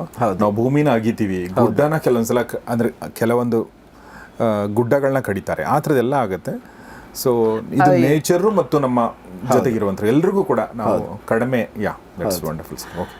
3ನೇದು ಏನಂದರೆ ಗುರಿ ಇಟ್ಕೊಳ್ಳಿ ಮತ್ತು ಗುರಿ ಮುರಿತಾ ಇರಿ. Wow, super. ಓಕೆ. 2 ಇದೆ. ಒಂದು, ಗುರಿ ಇಟ್ಕೊಳ್ದೇ ಹೋಗ್ತಾ ಇರ್ತೀವಿ. ಈ ವಯಸ್ಸಿಗೆ ಬಂದು ನಿಂತ್ಕೊಂಡು ಅಂತ ನೋಡಿದಾಗ ಗುರಿ ಇಟ್ಕೊಳ್ಳದೆ ನಮ್ಮ ಮುಖ್ಯ ಜೀವನದ ಭಾಗವನ್ನು ಕಳೆದಿರ್ತೀವಿ. ಓದ್ತೀವಿ ಆವಾಗ ಅದು ಏನೋ ಓದಬೇಕು ಅನ್ನಿಸ್ತಾ ಏನಾಯ್ತೋ ಓದಿದ್ವಿ, ಏನೋ ಒಂದು ಕೆಲಸ ಅಂತ ಹೇಳಿದ್ವಿ, ಅದರಲ್ಲಿ ಏನೋ ಒಂದು ಆಸಕ್ತಿನೋ ಅನಿವಾರ್ಯನೋ ಎಲ್ಲೋ ಒಂದು ಕಡೆ ಶುರು ಮಾಡ್ಕೊಂಡ್ವಿ, ಅವತ್ತೊಂದು ಗುರಿ ಅದು ಅಂತ ಅಂದ್ಕೊಳ್ತೀವಿ, ಏನೋ ಒಂದು ಮಾಡ್ತೀವಿ. ವಾಸ್ತವವಾಗಿ ಅದು ಗುರಿ ಆಗಿರೋದಿಲ್ಲ, ಬದುಕಿನ ಗುರಿ ಆಗಿರೋದಿಲ್ಲ. ಅವತ್ತಿಗೆ ಅದು ಗುರಿ ಯಾವುದು ಗುರಿ ಅಂತ ಗೊತ್ತಿಲ್ಲದೆ ಇದ್ದಾಗ ಯಾವುದೋ ಒಂದು ಗುರಿ ಇಟ್ಕೋಬೇಕು, ಇಲ್ಲಿದ್ರೆ ನಡೆಯೋಕ್ಕಾಗಲ್ಲ. ಎಲ್ಲಿಗೆ ಹೋಗಿ ತಲುಪಬೇಕು ಅಂತ ಗೊತ್ತಿಲ್ಲ ಅಂತಂದಾಗ ಏನೋ ಒಂದು ಗುರಿ ಇಟ್ಕೊಂಡು ನಡೆಯೋಕ್ಕೆ ಶುರು ಮಾಡಬೇಕು. ನಡೀದೇನೆ ಇದ್ದರೆ ನಿಂತಲ್ಲೇ ನಿಂತಿರ್ತೀವಿ. ಹಾಗಾಗಿ ಏನೋ ಒಂದು ಗುರಿ ಹಾಕ್ಕೋಬೇಕು, ನಡಿಬೇಕು, ಅಲ್ಲಿಗೆ ಹೋಗಿ ತಲುಪಿದಾಗ ನೋಡಬೇಕು ಇದಾಗಿತ್ತ ನನ್ನ ಗುರಿ ಅಂತ. ನನ್ನ ಗುರಿ ಇದಲ್ಲ ಅಂತ ಅನಿಸಿದರೆ ಅದನ್ನು ಮುರಿರಿ, ವಾಪಸ್ ಹೋಗ್ತೀರಾ ವಾಪಸ್ ಹೋಗಿ, ಅಡ್ಡ ಹೋಗ್ತೀರಾ ಅಡ್ಡ ಹೋಗಿ, ಇಲ್ಲ ಇನ್ನು ಮುಂದೆ ಇದರಲ್ಲೇ ಮುಂದೋದ್ರೆ ಇದೆ ಅಂತ ಅನ್ಸತ್ತಾ ಅದಕ್ಕೆ ಮುಂದೆ ಹೋಗಿ ಅಂತ. ಈ ಗುರಿ ಇಲ್ಲದೆ ಹೋಗ್ತಾ ಇರೋದು ಅನ್ನೋದು ಬಹಳ ವೇಸ್ಟ್. ಅದು ಬದುಕಿನಲ್ಲಿ ಆಮೇಲೆ ಹೆಚ್ಚು ಜನ ಇದನ್ನೇ ಮಾಡ್ತಾ ಇರ್ತಾರೆ. ಅಂದರೆ ನೀವು ನಿಲ್ಲಿಸಿ ಇದನ್ನು ಹಿಡ್ಕೊಂಡು ಹೋದರೆ, ನೀವು ಮಾಡ್ತಿರಲ್ಲ, ಕ್ಯಾಮ್ರಾ ಹಿಡ್ಕೊಂಡು ನೀವು 100 ಜನರನ್ನು ಟಕ್ಕಂತ ಹೋಗಿ ನಿಮ್ಮ ಬದುಕಿನ ಗುರಿ ಏನು ಅಂತ ಅಂದರೆ ತಡಬಡಿಸ್ತಾರೆ. ಕೇಳಿದ್ದಕ್ಕೆ ಏನೋ ಒಂದು ಹೇಳ್ಕೊಂಡು ಹೋಗ್ಬೋದು, ಗುರಿ ಇರೋದೇ ಇಲ್ಲ. ಏನು ಗುರಿ ಇರುತ್ತೆ ಅಂದರೆ ಹುಟ್ಟಿದ್ದೀನಿ ಬದುಕ್ತೀನಿ ಅನ್ನೋದಷ್ಟೇ ಉಳ್ಕೊಂಬಿಡುತ್ತೆ. ಅದೇ ಭಾಷೆಯನ್ನು ಬೇರೆ ಥರದಲ್ಲಿ ಹೇಳ್ತಾರೆ ಅವರು. ನಾನು ವೃತ್ತಿ ಮಾಡ್ತಾಯಿದ್ದೀನಿ, ನಾನು ಅಪ್ಪ ಅಮ್ಮನ ನೋಡ್ಕೋಬೇಕು, ಮನೆ ನೋಡ್ಕೋಬೇಕು, ಮನೆ ಕಟ್ಟಬೇಕು, ಹಿಂಗಿದ್ದು ಹೇಳ್ತಾರಲ್ಲ, ಇವು ಗುರಿಗಳಲ್ಲ. ಇವೇನಂದರೆ ಹುಟ್ಟಿದ್ದಕ್ಕೆ ಬದುಕೋದಕ್ಕೆ ಬೇಕಾದ ಮೂಲಭೂತ ಸೌಕರ್ಯವನ್ನು ಒದಗಿಸಿಕೊಳ್ಳೋದು. ಇದು ಕರೆಕ್ಟ್. ಅದು ಮನೆ ಕಟ್ಟೋದಿರಲಿ, ಬ್ಯಾಂಕ್ ಬ್ಯಾಲೆನ್ಸ್ ಮಾಡ್ಕೊಳ್ಳೋದಿರಲಿ, ಇವಿಷ್ಟು ಮೂಲಭೂತ ಸೌಕರ್ಯದ ಅಭಿವೃದ್ಧಿ. ಇವುಗಳನ್ನು ಗುರಿ ಅಂತ ಕರೆಯೋಕ್ಕಾಗಲ್ಲ. ಹಾಗಾಗಿ ಇದನ್ನು ಹೇಳೋಕೆ ಕಷ್ಟ ಆಗುತ್ತೆ. ಎಷ್ಟೋ ಜನಕ್ಕೆ ಹೇಳಿದರೂ ಇಷ್ಟನ್ನೇ ಹೇಳ್ತಾರೆ ಅಂತ. ಹಾಗಾಗಿ ಗುರಿ ಇಟ್ಕೊಳ್ದೇ ತುಂಬ ಜನ ಹೋಗ್ತಾರೆ. ಇನ್ನು ಕೆಲವರು ಹೆಂಗೆ ಅಂದರೆ ಅದು ಏನು ತೊಟ್ಟ ಬಾಣ ಮರಳಿ ತೊಡಲಾರೆ, ಆಡಿದ ಮಾತನ್ನು ಮೀರಲಾರೆ ಅಂತೆಲ್ಲ ಪ್ರತಿಜ್ಞೆ ಥರ ಏನೋ ಒಂದು ಅಂದ್ಕೊಂಡಿರ್ತಾರೆ, ಅದಕ್ಕೆ ಗಂಟು ಬಿದ್ದು ಕೂತಿರ್ತಾರೆ. ಅದು ಅವರ ಕಪ್ ಆಫ್ ಟೀ ಅಲ್ಲ ಅಂತ ಎಷ್ಟೋ ಸಲ ಅದೇ ಹೇಳಿರುತ್ತೆ ಅವರಿಗೆ. ನಿಂದಲ್ಲ ಇದು ಬಿಟ್ಟೋಗಪ್ಪ ಅಂತ ಹೇಳಿರುತ್ತೆ. ಅಂದರೆ ನೀನು ನನಗೆ ಸೂಟಬಲ್ ಅಲ್ಲ ಅಂತಲೂ ಹೇಳಿರುತ್ತೆ. ಅದು ಇವು ಯಾವ ಗುರಿ ಇಟ್ಕೊಂಡಿದ್ದಾರೋ ಆ ಗುರಿನೇ ಹೇಳ್ತಾ ಇರುತ್ತೆ, ನನಗೆ ನೀನು ಸೂಟಬಲ್ ಅಲ್ಲ, ನೀನು ಬೇರೆ ಕಡೆ ಹೋಗು ಅಂತ. ಕೇಳೋಕ್ಕೆ ಸಿದ್ಧರಿರಲ್ಲ. ನಾವು ಹಠ ಹಿಡಿದು ಅದರಲ್ಲಿ ಕುತ್ಕೋತೀವಿ. ಶ್ರಮ, ಹಣ, ನೆಮ್ಮದಿ ಎಲ್ಲವನ್ನೂ ಅದರಲ್ಲಿ ವ್ಯರ್ಥ ಮಾಡ್ಕೋತಾ ಇರ್ತೀವಿ. ಇದು 3ನೇದ್ದು. ಅಂದರೆ ಗುರಿ ಇಟ್ಕೋತಾ ಹೋಗಿ ಮತ್ತು ಗುರಿ ಮುರಿತಾ ಹೋಗಿ. ಗುರಿ ಚೇಂಜ್ ಆಗ್ಬೋದು ಅನ್ನೋದು. ಅಂದರೆ ಗುರಿ ಚೇಂಜ್ ಆಗ್ಬೋದು ಅಂದರೆ ಗುರಿ ಯಾವುದು ಅಂತ ಗೊತ್ತಾಗೋಕ್ಕೆ ಟೈಮ್ ತಗೊಳ್ಬೋದು. ನಮ್ಮ ನಿಜವಾದ ಗುರಿ ಯಾವುದು ಅಂತ ಗೊತ್ತಾಗೋದಕ್ಕೆ ಸಮಯ ತಗೊಳ್ಬೋದು. ಗುರಿಯನ್ನು ಯಾಕೆ ಮುರಿಬೇಕು ಅಂದರೆ ಅದು ಗೊತ್ತಾಗಲಿ ಅಂತ. ಗುರಿ ಮುರಿಯೋದೇ ಉದ್ಯೋಗ ಮಾಡಿಕೊಂಡು ಹೋಗಬೇಕಾಗಿಲ್ಲ. ಒಂದು ಹಂತದ ಮೇಲೆ ನಾನಿಷ್ಟು, ನನ್ನದಿಷ್ಟು, ನಾನಿಷ್ಟು ಮಾಡ್ತೀನಿ ಅಂತ ನಮಗೊಂದು ಇದು ಬರುತ್ತಲ್ಲ, ಅದಾದಮೇಲೂ ಮುರಿತಾ ಹೋಗಿ ಕಷ್ಟಪಡಬೇಕಾಗಿಲ್ಲ. ಆದರೆ ಯಾವುದು ಗುರಿ ಅಂತ ಗೊತ್ತಾಗೋಕ್ಕೆ ಸಮಯ ತಗೊಳತ್ತಲ್ಲ, ಅಷ್ಟೊತ್ತು ತನಕ ಅದಕ್ಕೆ ಕಟ್ಟು ಬೀಳಬೇಡಿ. ಇದ್ರಲ್ಲಿ ಒಂದು ಸರ್ ನಂಗೆ ಡೌಟ್ ಅಂದರೆ ಕನ್ಫ್ಯೂಷನ್ ಇನ್ ದ ಸೆನ್ಸ್, ಕೆಲವೊಬ್ರು ನಾನು ಪರ್ಸ್ನಲಿ ನೋಡಿದ್ದೀನಿ, ಅವ್ರಿಗೆ ಯಾವುದ್ರಲ್ಲೂ ಅಂಥ ಆಸಕ್ತಿ ಅಂತಿರಲ್ಲ. ಓಕೆ, ಇದನ್ನೇ ಮಾಡಬೇಕು, ನಾನು ಹೀಗೆ ಇರ್ಬೇಕಂತಿರಲ್ಲ ಅವರು. ಬಟ್ ಅವ್ರಿಗೆ ನೀವು ಅಂದರೆ ಅವ್ರ ಪಕ್ಕದಲ್ಲಿ ಯಾರೊಬ್ಬರು ಬರ್ತಾರೆ ಅಂದ್ಕೊಳ್ಳಿ, ಬಂದು ನೋಡಿ ಇದನ್ನು ಮಾಡೋಣ ನಾವು ಅಂತ ಅವ್ರಿಗೆ ನಾವು ಜೊತೆಲಿ ತೊಗೊಂಡ್ರೆ ಅವ್ರು ಅದನ್ನು ಎಷ್ಟು ಚೆನ್ನಾಗಿ ಮಾಡ್ತಾರೆ ಅಂತಂದರೆ ಅವ್ರು ಇಲ್ಲದೆ ನಮಗೆ ನಡೆಯೋದೇ ಇಲ್ಲ. ಅಷ್ಟು ಚೆನ್ನಾಗಿ ಅಂದರೆ ಅವ್ರಿಗೆ ಯಾವುದೇ ಕೆಲಸ ಕೊಡಿ ಅದನ್ನು ಗುರಿ ತಲುಪಿಸ್ತಾರೆ ಅವರು. ಬಟ್ ಅವ್ರಿಗೆ ಆ ಗುರಿ ಇರಲ್ಲ ಆ್ಯಕ್ಚುಲಿ. ಹೌದು, ಪಕ್ಕದಲ್ಲಿರೋವಂಥ ವ್ಯಕ್ತಿ ಹೇಳಿರೋದಕ್ಕೆ ಅವರು ಅಂದರೆ ಅವ್ರು ನಾಳೆ ಇನ್ನೊಂದು ಕೆಲಸ ಕೊಟ್ಟರೆ ಅದನ್ನೂ ಚೆನ್ನಾಗಿ ಮಾಡ್ತಾರೆ. ಅಂದರೆ ಅವರು ಅಂದರೆ ಇದಕ್ಕೇನಂತೀರಿ? ಇದಕ್ಕೆ ಇಲ್ಲ, ಒಂದು ಅದು ಯಾವಾಗಲೂ ಹಾಗೇ ಇದೆ. ಅನುಯಾಯಿಗಳ ಸಂಖ್ಯೆ ಹೆಚ್ಚು, ನಾಯಕರುಗಳ ಸಂಖ್ಯೆ ಕಡಿಮೆ. ನಾಯಕ ಅಂದರೆ ಇದು ಅಂತಲ್ಲ, ನಾಯಕ ಅನ್ನೋದಕ್ಕೆ ಲೀಡರ್ ಅಂತ ಇದೆಯಲ್ಲ, ಅದು ನಾಯಕ ಕರೆಕ್ಟಾದ ಶಬ್ದ. ಲೀಡರ್ ಅಂದರೆ ಲೀಡ್ ಮಾಡುವವನು ಅಂತ, ನಾಯಕ ಅಂದರೂ ಮುನ್ನಡೆಸುವವನು ಅಂತ. ಆ ಮುನ್ನಡೆಸೋದು ಅನ್ನೋದಿದೆಯಲ್ಲ, ಅದೊಂದು ಪಾರ್ಟ್ ಕೊರತೆ ಇರುತ್ತೆ ಅವರಿಗೆ. ಅಂದರೆ ಏನು ಮಾಡಬೇಕು ಅಂತ ಗೊತ್ತಾಗೋದು ಇಲ್ಲ, ಏನು ಮಾಡಬೇಕು ಅಂತ ಅನ್ನಿಸೋದು ಇಲ್ಲ ಅಂತ. ಹಾಗಾಗಿ ಅನುಯಾಯಿಗಳ ಸಂಖ್ಯೆ ಯಾವತ್ತೂ ಹೆಚ್ಚಿರುತ್ತೆ. ಅದನ್ನು ಮೀರಬೇಕಾಗಿದೆ ಅಂತ ಅನಿಸುತ್ತೆ. ಅಲ್ಲೂ ಒಂದು ಸಮಸ್ಯೆ ಇದೆ. ಎಲ್ಲರೂ ನಾಯಕರಾದರೆ ಏನು ಅಂತ. ಎಲ್ಲರೂ ನಾಯಕರಾಗಬೇಕಾಗಿಲ್ಲ, ಆದರೆ ಎಲ್ಲರಲ್ಲೂ ನಾಯಕತ್ವದ ಗುಣ ಬೇಕು. ಎಲ್ಲರಲ್ಲೂ ನಾಯಕತ್ವದ ಗುಣ ಬೇಕು ಅನ್ನೋದನ್ನು ನಾನು ಹೆಂಗೆ ಹೇಳ್ತಾ ಇದ್ದೀನಿ ಅಂದರೆ, ಈ ಮಹಾಭಾರತಕ್ಕೆ ಬಂದು ಮಾತಾಡೋದಾದರೆ, ಯುಧಿಷ್ಠಿರ, ಭೀಮ, ಅರ್ಜುನ, ನಕುಲ, ಸಹದೇವ 5 ಜನ ಇಡೀ ಬದುಕು ಒಟ್ಟಿಗೆ ಬದುಕಿಬಿಟ್ರು. ಇಡೀ ಬದುಕಿನಲ್ಲಿ ಅವ್ರು ಬೇರೆ ಆಗಲೇ ಇಲ್ಲ. ಅರ್ಜುನ ಮಾತ್ರ ಅವಳು ಸ್ವರ್ಗಕ್ಕೆ ಹೋದಾಗ ಬೇರೆ ಹೋದ, ಆಮೇಲೆ ಅಲ್ಲೊಂದು ತೀರ್ಥಯಾತ್ರೆಗೆ ಬೇರೆ ಹೋದ. ಉಳಿದ 4 ಜನ ಅಂತೂ ಒಬ್ರನ್ನೊಬ್ಬರನ್ನ ಬಿಟ್ಟು ಒಂದಿನ ಇರಲಿಲ್ಲ ಅವರು. ಹಾಗೆ ಬದುಕಿದರು. ಇಷ್ಟು ಬದುಕಿನಲ್ಲಿ ಒಬ್ಬನೇ ಲೀಡರ್ ಅವರಿಗೆ, ಯಾರು ಅಂದರೆ ಯುಧಿಷ್ಠಿರ. ಅವನೇನು ಹೇಳಿದ್ನ ಅದನ್ನು ಮಾಡಿದ್ರು, ಬದುಕೊಂಡು ಹೋದರು, ಸಂತೋಷವಾಗೇ ಬದುಕಿದ್ರು ಅವರೆಲ್ಲ ಅವನ ನಾಯಕತ್ವದಲ್ಲಿ. ಒಂದೊಮ್ಮೆ ನಾಳೆ ಯುಧಿಷ್ಠಿರ ಇಲ್ಲವಾಗಿದ್ದ ಅಂತ ಅಂದ್ಕೊಳ್ಳೋಣ ಯಾವುದೋ ಕಾರಣಕ್ಕೆ. ಈಗ ಇವರು ಅಬ್ಬೆಪಾರಿಗಳಾಗಿರ್ತಾ ಇದ್ರ ಅಂದರೆ ಇಲ್ಲ, ಟಕ್ಕಂತ ಅದರಲ್ಲಿ ಇನ್ನೊಬ್ಬ ನಾಯಕ ಆಗಿಬಿಡ್ತಿದ್ದ, ಭೀಮ ನಾಯಕ ಆಗ್ತಿದ್ದ ಅಂತ ಅಂದ್ಕೊಳ್ಳೋಣ. ಆಯಿತು, ಭೀಮನೂ ಇಲ್ಲ ಅದ ಅಂತಂದರೆ ಅರ್ಜುನ ನಾಯಕತ್ವ ಕೊನೆಯವರೆಗೆ ಹೋದರೆ, ಸಹದೇವನವರೆಗೆ ಹೋದ್ರೂ ಅವನು ಏನು ಮಾಡಬೇಕೋ ಅದನ್ನು ಬುದ್ಧಿಪೂರ್ವಕವಾಗಿ ಯೋಚಿಸಿ ಅವನ ಕೆಲಸ ಮಾಡ್ತಿದ್ದ.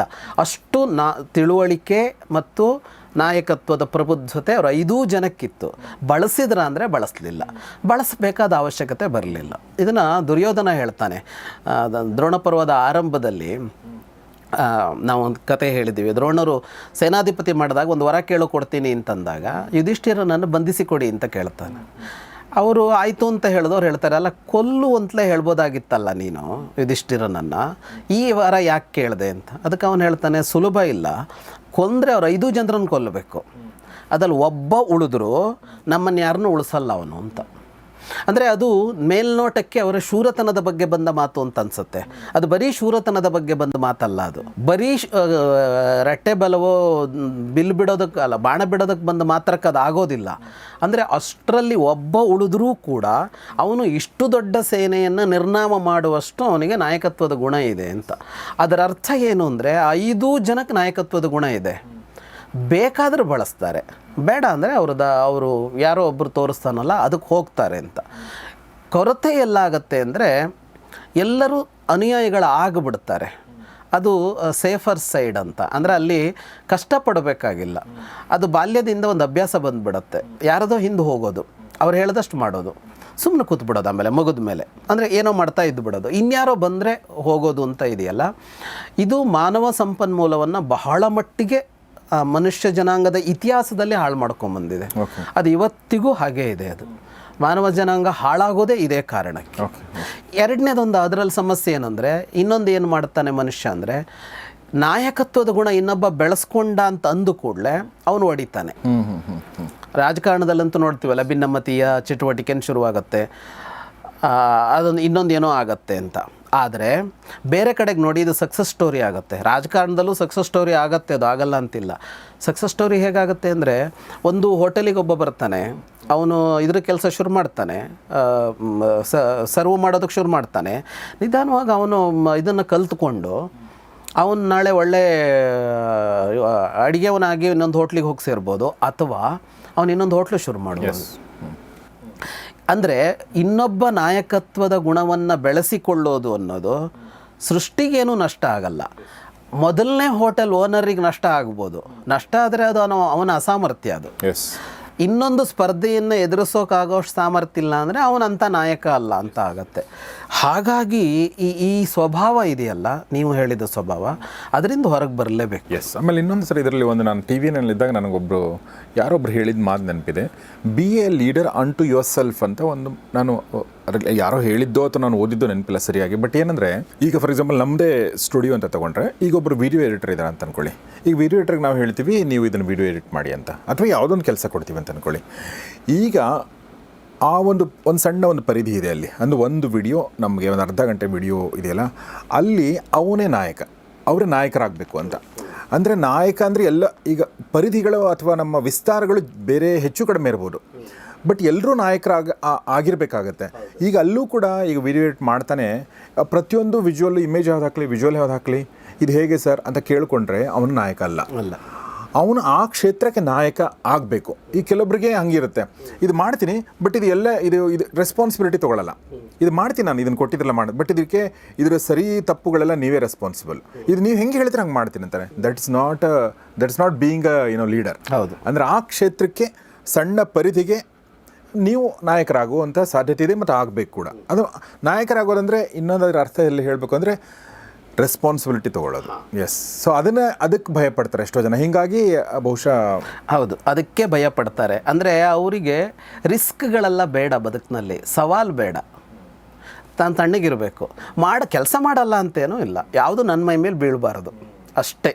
ಹಾಗಾಗಿ ರೆಸ್ಪಾನ್ಸಿಬಿಲಿಟಿ ಇಲ್ಲದೆ ಅವರು ಹೋಗ್ತಾ ಇರ್ತಾರೆ. ಆಮೇಲೆ ಅದ್ರ ನಷ್ಟ ಎಷ್ಟಾಗುತ್ತೆ ಅಂದರೆ ಸರ್, ಒಂದು ಸಣ್ಣ ಸಣ್ಣ ಘಟಕಗಳಲ್ಲಿ ಒಬ್ಬ ಲೀಡರ್ ಆಗ್ತಾ ಹೋದಾಗೆ ಈ ಲೀಡರ್ ಇರ್ತಾನಲ್ಲ ಇನ್ನೂ ಮೇಲೆ ಹೋಗ್ತಾನೆ.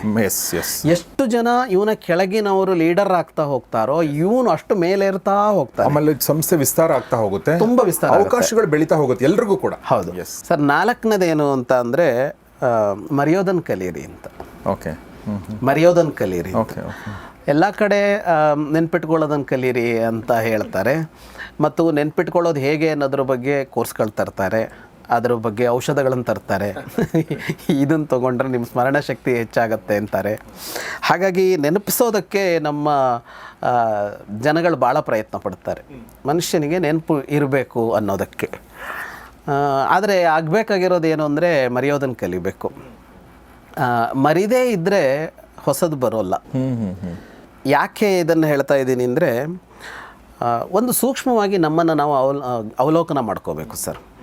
ನಾನು ಪ್ರತಿ ಕ್ಷಣ ಬದುಕ್ತೀನಲ್ಲ, ನಾನು ವರ್ತಮಾನದಲ್ಲಿ ಬದುಕ್ತಾ ಇದ್ದೀನ, ಭವಿಷ್ಯದಲ್ಲಿ ಬದುಕ್ತೀನ, ಭೂತಕಾಲದಲ್ಲಿ ಬದುಕ್ತೀನ ಅಂತ. ಇದೊಂದು ಮನೋಭಾವ. ನಾವುಗಳು ಇದನ್ನು ನಮ್ಮ ಮೇಲೊಂದು ಪ್ರಯೋಗ ಮಾಡ್ಕೊಂಡಿರಲ್ಲ, ಅಥವಾ ನಮ್ಮ ಸುತ್ತ ಇದ್ದವ್ರನ್ನೂ ನೋಡ್ಬೋದು. ನಮ್ಮ ಥಾಟ್ಸ್ ಇರುತ್ತಲ್ಲ, ನಮ್ಮ ಯೋಚನೆಗಳಿರುತ್ತಲ್ಲ, ಅಲ್ಲಿ ಗಮನಿಸಬೇಕು. ನಾನು ಈಗ ಒಂದು ಕೆಲಸ ಮಾಡ್ತಾ ಇದ್ದಿರಬಹುದು, ಈಗ ಇವತ್ತಿನ ಕೆಲಸ ಮಾಡ್ತಾ ಇದ್ದೀನಿ ಅಂತ ಅಂದ್ಕೊಳ್ಳೋಣ, ಅಥವಾ ಈಗ ನಾಳೆಗೆ ಬೇಕಾದ ಕೆಲಸ ಮಾಡ್ತಾ ಇದ್ದೀನಿ ಅಂತ ಅಂದ್ಕೊಳ್ಳೋಣ.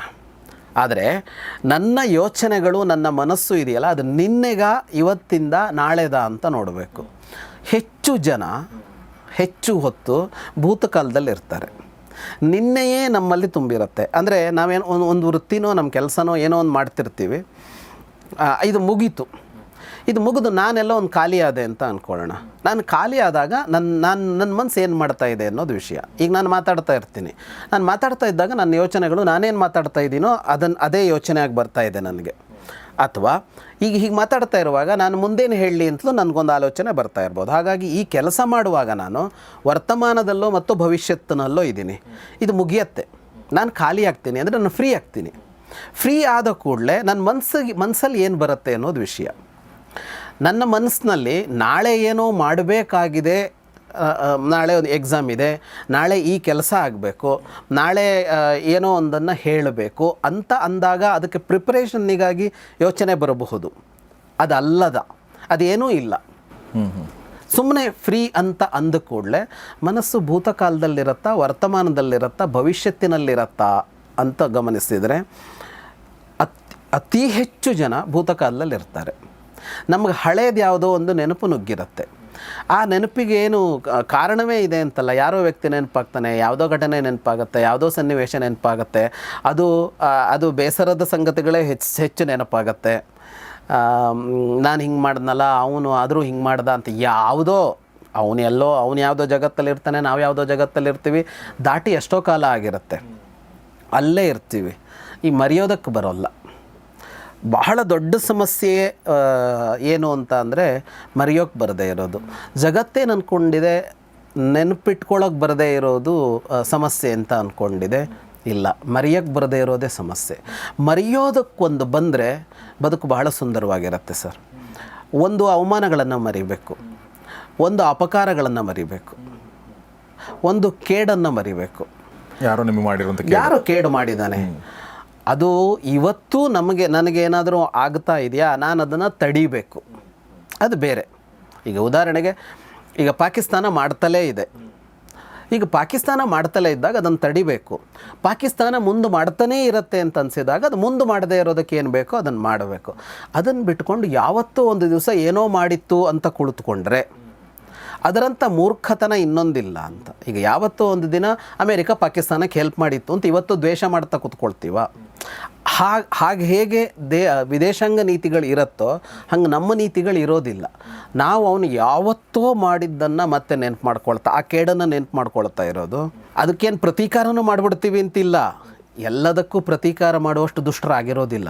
ಹೆಚ್ಚು ಜನರು ದುಷ್ಟರಲ್ಲ ಇವತ್ತು ಪ್ರಪಂಚದಲ್ಲಿ. ಅವ್ರಿಗೆ ಹೋಗಿ ಏನೋ ಮಾಡಲ್ಲ ಇವರು. ಅವನೇನೋ ಕೆಲಸ ಮಾಡ್ಕೋತಿರ್ತಾನಲ್ಲ, ಅಲ್ಲೋ ಕಲ್ಲಾಕಕ್ಕೆ ಹೋಗಲ್ಲ ಇವರು. ಏನಾರು ಮಾಡ್ಕೊಂಡು ಹೋಗ್ಲಿ, ಸುಮ್ಮನೆ ಇರು ಅಂತ. ಮ್ಯಾಕ್ಸಿಮಮ್ ಏನು ಅಂದರೆ 4 ಜನಕ್ಕೆ ಅವನ ಬಗ್ಗೆ ಒಂದು ಕೆಟ್ಟ ಮಾತು ಆಡ್ಬೋದು ಅಷ್ಟೇ. ಅವ್ನು ಸರಿ ಇಲ್ಲ ಬಿಡು ಅಂತ ಹೇಳ್ಬೋದು. ಅದಕ್ಕಿಂತ ಏನು ಮ್ಯಾಕ್ಸಿಮಮ್ ಮಾಡಲ್ಲ ಇವ್ರುಗಳು. ಅದು ವಿಷಯ ಅಲ್ಲ. ನಮ್ಮ ಒಳಗಡೆ ಏನು ಓಡ್ತಾ ಇದೆ ಅಂದರೆ ಅವನು ಓಡ್ತಿರ್ತಾನೆ, ಆ ಕೇಡು ಓಡ್ತಾ ಇರುತ್ತೆ. ಯಾರೋ ಯಾವತ್ತೋ ಹೆಲ್ಪ್ ಮಾಡಲಿಲ್ಲ ಅನ್ನೋದು ಓಡ್ತಾ ಇರುತ್ತೆ, ಯಾವತ್ತೋ ಒಂದಿನ ಒಂದು ಅವಮಾನ ಆಗಿದೆ ಅದು ಓಡ್ತಾ ಇರುತ್ತೆ. ಇದನ್ನು ದಾಟದೇ ಇದ್ದರೆ ನಾವು ಮುಂದೆ ಹೋಗೋದೇ ಇಲ್ಲ. ನಾವು ಮುಂದೆ ಹೋಗ್ತಾ ಇದ್ದೀವಿ ಅಂತ ಅಂದ್ಕೊಳ್ತಾ ಇರ್ತೀವಿ, ವಾಸ್ತವವಾಗಿ ನಾವು ಅಲ್ಲೇ ಇರ್ತೀವಿ. ಎಲ್ಲಿರ್ತೀವಿ ಅಂದರೆ ನಾವು ಈಗ ನನಗೀಗ 53 ವರ್ಷ ಅಂದರೆ ನಾನು 23 ವರ್ಷದಲ್ಲೇ ಇರ್ತೀನಿ, ನಾನು ಅದಕ್ಕಿಂತ ಮುಂದೆ ಹೋಗಲ್ಲ. ಹಾಗಾಗಿ ಇವೆಲ್ಲವನ್ನು ಮರೆಯೋದಕ್ಕೆ ಬರಬೇಕು ಅನ್ನೋದು ಒಂದು. ಎರಡನೆಯದ್ದೇನು ಅಂದರೆ ಮರೆಯೋದಕ್ಕೆ ಬರದೇ ಇದ್ದರೆ ಹೊಸದು ಯಾವುದು ಒಳಗೆ ಬರೋದಿಲ್ಲ ಸರ್. ಈಗ ನನಗೆಲ್ಲ ಗೊತ್ತು ಅಂತ ಯಾಕೆ ಅನಿಸುತ್ತೆ ನನಗೆ ಅಂತ ಅಂದರೆ ನಾನೊಂದು ಹೊತ್ತಿದ್ದೀನಿ ಒಂದಿಷ್ಟು ಬ್ಯಾಗೇಜ್ ಇದೆ. ಬ್ಯಾಗೇಜ್ ಏನಂದರೆ ನಾಲೆಡ್ಜ್ ಅಂತಲೇ ಅಂದ್ಕೊಳ್ಳೋಣ. ಅದನ್ನ ನಾಲೆಡ್ಜ್ನೇ ಒಂದು ಬ್ಯಾಗೇಜ್ ಇದೆ, ಅದು ಭಾರ ಆಗಿದೆ, ಅದು ಬೇಕಾಗಿಲ್ಲ. ಅದನ್ನ ಹೊತ್ಕೊಂಡಿದ್ದೀನಿ, ನನಗೆ ಗೊತ್ತಿಲ್ಲ ಅದು ಬೇಕಾಗಿರೋದು ಅಂತ ನಾನು ತಲೆ ಮೇಲೆ ಇಟ್ಕೊಂಡು ಕೂತಿದ್ದೀನಿ. ಅದರ ಸಮಸ್ಯೆ ಏನಿದೆ ಅಂದರೆ ಈಗ ತಲೆಯ ಮೇಲೆ ಒಂದು ಮೂಟೆ ಇದ್ದರೆ ಅದ್ರ ಮೇಲೆ ಇನ್ನೊಂದು ಮೂಟೆ ಇಡೋಕ್ಕಾಗಲ್ಲ. ಇದನ್ನು ಇಳಿಸ್ಬೇಕಾಗತ್ತೆ. ಇದನ್ನು ಇಳಿಸ್ಬೇಕು ಅಂತ ಅಂದರೆ ಅದನ್ನು ಮರಿಬೇಕಾಗತ್ತೆ. ಇನ್ನೂ ಒಂದೇನು ಅಂತ ಅಂದರೆ ಮರೆಯೋದು ಅಂತ ಅಂದರೆ ಒಂದು ಏನೋ ಸ್ಥಾನಮಾನ ಬಂದುಬಿಡುತ್ತೆ ಸರ್.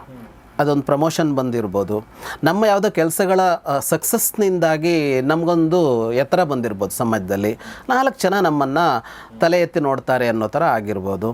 ಇದೆಯಲ್ಲ, ಇದು ಬಹಳ ಕಷ್ಟ ಕೊಡುತ್ತೆ. ಇದನ್ನು ಮರೆಯೋದಕ್ಕೆ ಆಗೋಲ್ಲ. ಇದನ್ನು ಮರೆಯೋದಕ್ಕೆ ಆಗದೇ ಇದ್ದರೆ ನಾವು ಮುಂದೇನು ಸಾಧನೆ ಮಾಡೋಕ್ಕಾಗಲ್ಲ, ನಾವು ಅಷ್ಟರಲ್ಲೇ ಇರ್ತೀವಿ. ತುಂಬ ಜನ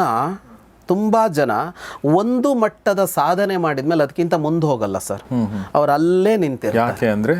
ಯಾಕೆ ಅಂದರೆ ಅವರು ಅದನ್ನು ಹೊತ್ಕೊಂಡಿದ್ದಾರೆ ಸರ್, ಅವರು ಇಳಿಸೋಕ್ಕೆ ಸಿದ್ಧರಿಲ್ಲ. ಅದನ್ನ ಇಳಿಸೋದಕ್ಕೆ ಸಿದ್ಧರಿಲ್ಲ ಅಂತ ಅಂದು ಕೂಡಲೇ ಏನಾಗುತ್ತೆ, ಅಲ್ಲಿಂದ ಮುಂದೆ ಅವರದ್ದು ಏನು ಸಾಧನೆ ಇಲ್ಲ, ಅದನ್ನೇ ರಿಪೀಟ್ ಮಾಡ್ತಾ ಇರ್ತಾರೆ.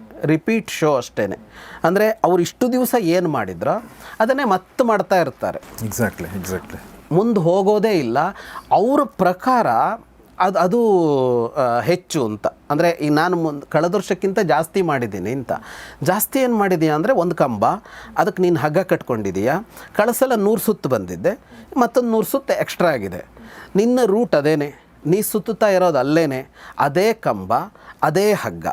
ನೀನು ಈ ಕಡೆ ನೋಡಿದ್ರು ಅದೇ ಜಾಗ, ನೀನು ಈ ಕಡೆ ನೋಡಿದ್ರು ಅದೇ ಜಾಗ, ಯಾವ ಬದಲಾವಣೆಯೂ ಇಲ್ಲ. ಆಗಿರೋದೇನು ಅಂದರೆ ಒಂದು ರೌಂಡ್ಸ್ ಜಾಸ್ತಿ ಆಗಿದೆ, ಸುತ್ತುವರೆದಿದ್ದು ಜಾಸ್ತಿ ಆಗಿದೆ. ಹಾಗಾಗಿ ನಮಗೆ ಬಂದ ರೆಕಗ್ನೈಸೇಷನ್ ಅಂತ ಏನಿದೆಯೋ, ನಮ್ಮನ್ನು ಗುರುತಿಸಿರೋದು ಅಂತ ಏನಿದೆಯೋ ಅದನ್ನು ಇಳಿಸೋದಕ್ಕೆ ಬರಬೇಕು. ಅದನ್ನು ಇಳಿಸೋದಕ್ಕೆ ಬರಬೇಕು ಅಂದರೆ ಮರೆಯೋದಕ್ಕೆ ಬರಬೇಕು. ಓಕೆ, ಭಾಳ ಚೆನ್ನಾಗಿದೆ ಸರ್ ಇದು. ಅಂದರೆ ನಾನು ಒಬ್ಬರು ಸ್ನೇಹಿತರಿದ್ದರು, ಅವರು ಒಂದು ಪ್ರೊಫೆಷ್ನಲ್ ಲೈಫಲ್ಲಿ ಒಂದು ಸಕ್ಸಸ್ ಕಂಡಿದ್ರು ಅವರು. ಆಮೇಲೆ ಮಧ್ಯದಲ್ಲಿ ಒಂದು ಗ್ಯಾಪ್ ಬಂತು. ಅವ್ರು ಏನೋ ಬೇರೆ ಮಾಡ್ಬೇಕು ಅಂದ್ಕೊಂಡಿದ್ರು ಆ ಟೈಮಲ್ಲಿ. ಬಟ್ ಅವ್ರು ಏನು ಮುಂಚೆ ಒಂದು ಚಾನಲ್ ಇದ್ದಾಗ ಏನು ಸಕ್ಸಸ್ ಕಂಡ್ರಲ್ಲ, ಅದ್ರ ಮೂಟೆ ಎಷ್ಟು ಭಾರ ಇತ್ತು ಅಂದ್ರೆ ಅವ್ರ ತಲೆ ಮೇಲೆ ಯಾವಾಗಲೂ ಅದ್ರ ಬಗ್ಗೆನೇ ಮಾತಾಡೋದು. ನಾನು ಆ ಚಾನಲ್ ಹಂಗೆ ಮಾಡಿದೆ, ನಾನು ಹಿಂಗೆ ಮಾಡಿದೆ. ನನಗನ್ನಿಸ್ತು ಫಸ್ಟು ನಾವು ಅದನ್ನು ನಿನ್ನೆಗೆ ಅದು ಮುಗಿತದ, ಇವತ್ತೇನು ಮಾಡ್ತೀವಿ ಅದೇ ಮುಖ್ಯ ಆಗುತ್ತೆ. ಸೊ ನೀವು ಹೇಳಿದಾಗ ನಂಗೆ ಅದು ನೆನಪು ಬರ್ತಾ ಇದೆ. ಸುಮ್ಮನೆ ಸರಳ ಉದಾಹರಣೆ ಹೇಳಿದೆ. ನಿನ್ನೆ ನಂಗೊಂದು ಸನ್ಮಾನ ಆಯಿತು ಅಂತ ಅಂದ್ಕೊಳ್ಳೋಣ ಸರ್. ನನ್ನ ಹೆಗಲ ಮೇಲೆ ಒಂದು ಶಾಲ್ ಹಾಕಿದ್ರು ಅಂತ ಅಂದ್ಕೊಳ್ಳೋಣ. ಆ ಶಾಲ್ ಇವತ್ತು ಹಾಕ್ಕೊಂಡು ಹೋದರೆ ನಾನು ಏನೋ ಪ್ರಯೋಜನ ಇಲ್ಲ ಸರ್. ಆ ಶಾಲ್ ಹಾಕ್ಕೊಂಡು ಹೋಗಿ ಏನು ಮಾಡಲಿ? ಆ ಹೊತ್ತಿಗೆ ಅದು ಸಂಭ್ರಮ, ಅದು ಖುಷಿ ಎಲ್ಲ ಹೌದು. ಆದರೆ ಅದನ್ನು ಸ್ಟೇಜಿಂದ ಕೆಳಗೆ ಇಳಿತಾ ಇದ್ದಾಗ ಇಳಿಸ್ತೀನಿ ಅಥವಾ ಅಲ್ಲೇ ಇಳಿಸ್ತೀನಿ. ಅದನ್ನು ಹಾಕ್ಕೊಂಡು ಹೋದರೆ ಇವತ್ತು ಸೆಕೆ ಇದೆ ಸರ್, ಆ ಶಾಲ್ ಖುಷಿ ಕೊಡಲ್ಲ ಅದು. ಆಮೇಲೆ ನಿನ್ನೆ ಹಾಕಿರೋ ಹೂಗಳು ಕೂಡ ಬಾಡಿರ್ತವೆ. ಕರೆಕ್ಟಾದ ಉದಾಹರಣೆ ಇದು. ನಿನ್ನೆ ಹಾಕಿರೋ ಹೂ ಇವತ್ತು ಬಾಡಿರುತ್ತೆ, ಅದು ಉಪಯೋಗಕ್ಕೆ ಬರಲ್ಲ. Exactly sir. 5ನೇದು ನೀವು 5 ಕೇಳಿದ್ರಿ, 4 ಆಯಿತು. 5ನೇದೇನು ಅಂತ ಅಂದರೆ ನಿಮ್ಮ ಮೂಲ ಯಾವುದೋ ಅಲ್ಲಿಗೆ ತಲುಪೋದಕ್ಕೆ ಪ್ರಯತ್ನ ಪಡಿ ಅಂತ. ನಿಮ್ಮ ಮೂಲ ಯಾವುದೋ ಅಲ್ಲಿಗೆ ತಲುಪೋದಕ್ಕೆ ಪ್ರಯತ್ನ ಪಡಿ ಅಂತ ಅನ್ನೋದಕ್ಕೆ ವಿಶಾಲವಾದ ಅರ್ಥವೂ ಇದೆ, ಸಣ್ಣ ಸಣ್ಣ ಅರ್ಥಗಳು ಇವೆ. ಮೂಲ ಮರಿತೀವಿ ಅನ್ನೋದು ಒಂದು ದೊಡ್ಡ ಸಮಸ್ಯೆ. ನಾನು 4ನೇದು ಮರಿಬೇಕು ಅಂತ ಹೇಳಿದ್ದೆ. ಆದರೆ 5ನೇದು ಏನು ಅಂದರೆ ಯಾವುದು ಮರೆಯಬಾರದೋ ಅದನ್ನು ನೆನಪಿನಲ್ಲಿ ಇಟ್ಕೊಳ್ಳಿ ಅಂತ. ಅದನ್ನು ಮರಿತೀವಿ ನಾವು ಏನನ್ನೆಲ್ಲ ನೆನಪಿಟ್ಕೋತೀವಿ, ಅದನ್ನು ನೆನಪಿಟ್ಕೊಳ್ಬೇಕಾದ್ದನ್ನು ಮರಿತೀವಿ. ಯಾವುದನ್ನು ಅಂದರೆ ಮೂಲ ಅಂತ. ಮೂಲ ಅನ್ನೋದಕ್ಕೆ ಕಾರಣ ಅಂತ ಅರ್ಥ. ವಾಸ್ತವವಾಗಿ ಮೂಲ ಅನ್ನೋದಕ್ಕೆ ಕಾರಣವಾದದ್ದು ಅಂತ ಅರ್ಥ ನಾನು ಬಳಸ್ತಾ ಇರೋದು. ಯಾವುದು ಕಾರಣವಾಗಿದೆಯೋ ಅದನ್ನು ಮರಿಬೇಡಿ ಅಂತ. ಯಾವುದು ಕಾರಣವಾಗಿದೆ ಅಂತ ಅಂದರೆ ನಾನು ಹೀಗೆ ರೂಪುಗೊಳ್ಳೋದಕ್ಕೆ ಏನೆಲ್ಲ ಕಾರಣ ಆಗಿದೆ ಅಂತ. ನಾನೊಬ್ಬ ರೂಪುಗೊಂಡಿದ್ದೀನಿ ಅಂದರೆ ನಾನೇ ರೂಪುಗೊಂಡಿಲ್ಲ, ನನ್ನನ್ನು ರೂಪಿಸಿದೆ, ಒಂದು ವ್ಯವಸ್ಥೆ ರೂಪಿಸಿದೆ. ವ್ಯವಸ್ಥೆ 2 ದೃಷ್ಟಿಯಿಂದ ರೂಪಿಸಿರುತ್ತೆ, 3 ದೃಷ್ಟಿಯಿಂದ ರೂಪಿಸಿರುತ್ತೆ. ಒಂದು, ಅದು ತನ್ನಷ್ಟಕ್ಕೆ ಏನೋ ಮಾಡ್ಕೊಂಡೋಗಿರುತ್ತೆ, ಅದು ನನಗೆ ಹೆಲ್ಪ್ ಆಗಿರುತ್ತೆ, ನನಗಾಗಿ ಏನು ಮಾಡಿಲ್ಲ, ನಾನು ಅದರ ಉದ್ದೇಶ ಅಲ್ಲ, ನನ್ನನ್ನು ರೂಪಿಸಬೇಕು ಅಂತ ಅದಕ್ಕೊಂದು ಸಂಕಲ್ಪ ಇಲ್ಲ. ಎರಡನೆಯದ್ದು, ನನ್ನನ್ನು ರೂಪಿಸುವುದು ಅದರ ಬದುಕಾಗಿತ್ತು, ಅಂದರೆ ಅದರ ವೃತ್ತಿಯಾಗಿತ್ತು, ಅದರ ಕರ್ತವ್ಯ ಆಗಿತ್ತು. ಮೂರನೆಯದ್ದು, ಅದಕ್ಕೇನೂ ಅಂಥದ್ದೇನಿಲ್ಲ, ಕರ್ತವ್ಯ ಅಲ್ಲ, ಅದಕ್ಕೆ ಲಾಭ ಇಲ್ಲ, ಆದರೂ ಅದು ನನ್ನನ್ನು ರೂಪಿಸೋದಕ್ಕೆ ಕೆಲಸ ಮಾಡಿದೆ. ಇದು ಮೂರು ಈ 3 ನಮ್ಮ ಬದುಕಿನಲ್ಲಿ ಇದ್ದೇ ಇರುತ್ತೆ. ಈ 3 ಇದ್ದೇ ಇರುತ್ತೆ. ಆಹಾರ ತಿಂತೀವಿ, ಅದಿಲ್ಲದೆ ನಾವು ರೂಪುಗೊಂಡಿಲ್ಲ. ಈ ಆಹಾರ ಅನ್ನೋದನ್ನು ಅದೇನು ಸಮರ್ಪಿತವಾಗಿ ಇವನನ್ನು ಉದ್ಧರಿಸಬೇಕು ಅಂತ ಬಂದು ಬಾಯಿಗೆ ಬಿದ್ದಿಲ್ಲ. ಅದಕ್ಕೆ ಅಂಥದ್ದೊಂದು ಸಂಕಲ್ಪ ಇಲ್ಲ. ಯಾವುದೋ ಸೊಪ್ಪು, ಸದೆ, ಅಕ್ಕಿ, ಕಾಳು, ಬೇಳೆ, ಇದಕ್ಕಂಥದ್ದೊಂದು ಸಂಕಲ್ಪ ಇಲ್ಲ. ಆದರೆ ಅದು ನಮ್ಮನ್ನು ಬದುಕಿಸಿದೆ ಅಂತಂದಾಗ ಆ ಕಾರಣವನ್ನು ಮರಿಬಾರದು ಅನ್ನೋದು ಒಂದು. ಇದೇ ತರಹ ವ್ಯಕ್ತಿಗಳನ್ನು ಅಂತ ತೊಗೊಂಡ್ರೆ ಈ 3 ಥರದ ವ್ಯಕ್ತಿಗಳು ಕಾಣಿಸಿರ್ತಾರೆ. ಯಾರೋ ಮೇಷ್ಟ್ರುಗಳು ಪಾಠ ಮಾಡಿದ್ರು, ಮೇಷ್ಟ್ರು ಏನು ಪಾಠ ಮಾಡಿದ್ರು, ನನಗಾಗೇನು ಮಾಡಿದ್ರು, ಅವ್ರಿಗೆ ಗೌರ್ಮೆಂಟ್ ಸಂಬಳ ಕೊಡ್ತೂ ಮಾಡಿದ್ರು. ಇದು ವಾಸ್ತವದ ಮಾತೆ. ಆದರೆ ಇದನ್ನು ಹಂಗೆ ತೊಗೊಳ್ಳಲ್ಲ ನಾವು ಅದನ್ನು ಗೌರವಿಸ್ತೀವಿ. ಯಾಕೆ ಗೌರವಿಸ್ತೀವಿ ಅಂದರೆ, ಆಗಿರ್ಬೋದಪ್ಪ, ಆದರೆ ಅದರಿಂದ ನಿನಗೇನಾಯಿತು ನೋಡು ಅಂತ. ಅವನು ವೃತ್ತಿಗಾಗೇ ಮಾಡಲಿ, ಆದರೆ ನಿನ್ನ ಗುರಿ ತಲುಪ್ತಲ್ಲ ಅಂತ. ಡ್ರೈವರ್ ಅವ್ನ ಡ್ಯೂಟಿ ಮಾಡಿರ್ಬೋದು, ಆದರೆ ನನ್ನನ್ನು ಗುರಿ ತಲುಪಿಸೋದ ಅವನು ಅನ್ನೋ ಒಂದು ಕೃತಜ್ಞತೆ ಬೇಕೇ ಬೇಕು. ಈ ಕಾರಣ ಅನ್ನೋದಿದೆಯಲ್ಲ, ಮೂಲವನ್ನು ಮರಿಬೇಡಿ ಅಂತ ಇದೆಯಲ್ಲ, ಇದು ನಮಗಿರಲ್ಲ ಸರ್. ಆಟೋನೋ ಕಾರ್ನೋ ಹೇಳಿದ್ರೆ ಥ್ಯಾಂಕ್ ಯು ಅಂತ ಹೇಳೋಕ್ಕೆ ಬರಲ್ಲ ನಮ್ಗೆ ಇವತ್ತು. ಯಾಕೆಂದ್ರೆ ದುಡ್ಡು ಕೊಟ್ಟಿಲ್ವಾ? ಇಳಿಬೇಕಿದ್ರೆ ಸರ್ ಒಂದು ಜಗಳ ಮಾಡಿಕೊಂಡೇ ಇಳಿಯೋದು ಅನ್ನೋ ಥರನೇ ಆಗಿಬಿಟ್ಟಿರುತ್ತೆ. ಏನೋ ಒಂದು ಅಸಮಾಧಾನ ಕ್ರಿಯೇಟ್ ಆಗಿರುತ್ತೆ. ಅದ್ರ ಬದಲು ಅದೆಲ್ಲ ಬಿಟ್ಟು ನನಗೆ ಇಲ್ಲಿ ತಂದು ತಲುಪಿಸಿದ, ಸುರಕ್ಷಿತವಾಗಿ ನಾನು ನಿಮ್ಮ ಸ್ಟುಡಿಯೋಗೆ ಬಂದೆ, ಟೈಮಿಗೆ ಬಂದೆ, ತಂದು ತಲುಪಿಸಿದ, ಸುರಕ್ಷಿತವಾಗಿ ತಲುಪಿಸಿದ, ಸಾಕು. ಅಷ್ಟು. ಅವನು 10 ರೂಪಾಯಿ ಜಾಸ್ತಿ ಕೇಳ್ದ ಅನ್ನೋದು, ಏನೋ ಆಟೋ ಕ್ಲೀನ್ ಇರಲಿಲ್ಲ ಅನ್ನೋದು, ಮಳೆ ಬರ್ತಾಯಿತ್ತು ಆ ಕಡೆ ನೀನು ಇದನ್ನು ಹಾಕ್ಸ್ತಿಲ್ಲ ಅಂತ ಅನ್ನೋದು, ಏನೋ ಒಂದು ನೆವ, ನೀನು ಮಾತಾಡ್ತಾ ಇದ್ದೆ ಜೋರಾಗಿ ಅಂತ ಅನ್ನೋದು, ಏನು ಮಾತಾಡಿದರೆ ನಮ್ಮ ಕಿವಿ ಹೊಟ್ಟು ಹೋಗಲ್ಲ ಅಂತ. ಒಟ್ಟು ಹೀಗೇನೋ ಕಾರಣ ಹುಡ್ಕೋತೀವಿ ಬಿಟ್ಟರೆ, ಇಲ್ಲ ನನ್ನ ಕೆಲಸ ಅವನಿಂದ ಆಗಿದೆ, ಅವನವನು ವೃತ್ತಿಗಾಗಿ ಮಾಡಿದ್ನೋ, ಅವನು ಏನಕ್ಕಾದರೂ ಮಾಡಿದ್ನೋ ಅನ್ನೋದೊಂದು. ಇನ್ನೊಂದು ಜನಗಳು ಅಂದರೆ ಅವ್ರಿಗೇನು ಲಾಭ ಇರಲ್ಲ ಮಾಡಿರ್ತಾರೆ. ಎಷ್ಟೋ ಸಲ ನಾವು ತಂದೆ ತಾಯಿಗಳನ್ನೆಲ್ಲ ಹಾಗೆ ನೋಡ್ತೀವಿ. ಅದನ್ನ ಅಂದರೆ ಅವರಿಗೆ ಅದರಿಂದ ನಾಳೆ ಇವು ನಮ್ಮನ್ನು ಸಾಕಿಬಿಡ್ತಾನೆ ಅಂತೆಲ್ಲ ಯಾವ ತಂದೆ ತಾಯಿನೂ ಮಾಡಲ್ಲ. ಪ್ರಪಂಚದಲ್ಲಿ 1% ತಂದೆ ತಾಯಿ ನಾಳೆ ಮಕ್ಕಳು ಸಾಕ್ತಾರೆ ಅಂತ ಮಕ್ಕಳಿಗೆ ಹೊಟ್ಟೆಗೆ ಹಾಕಿರ್ಬೋದು, ಉಳಿದವರಲ್ಲ, ಅವರು ಪ್ರೀತಿಯಿಂದ ಹಾಕಿರ್ತಾರೆ. ಮತ್ತು ಅವನಿಗೆ ಒಳ್ಳೇದಾಗಲಿ ಅಂತ, ಮಕ್ಕಳಿಗೆ ಒಳ್ಳೇದಾಗಲಿ ಅಷ್ಟೇ. ನಮ್ಮ ತಂದೆ ತಾಯಿನೂ ಹಾಗೆ ಇದ್ದರು, ಅವ್ರ ತಂದೆ ತಾಯಿನೂ ಹಾಗೆ ಇದ್ದರು, ನಾವು ಹಾಗೆ ಇದ್ದೀವಿ, ನಮ್ಮ ಮಕ್ಕಳು ಹಾಗೆ ಇರ್ತಾರೆ. ಈ ಕಾರಣಗಳನ್ನು ಮರೆಯಬಾರದು ಅಂತ, ನಮ್ಮನ್ನು ರೂಪಿಸಿದ ಕಾರಣಗಳನ್ನು ಯಾವ ಕಾರಣಕ್ಕೂ ಮರೆಯಬಾರದು ಅಂತ.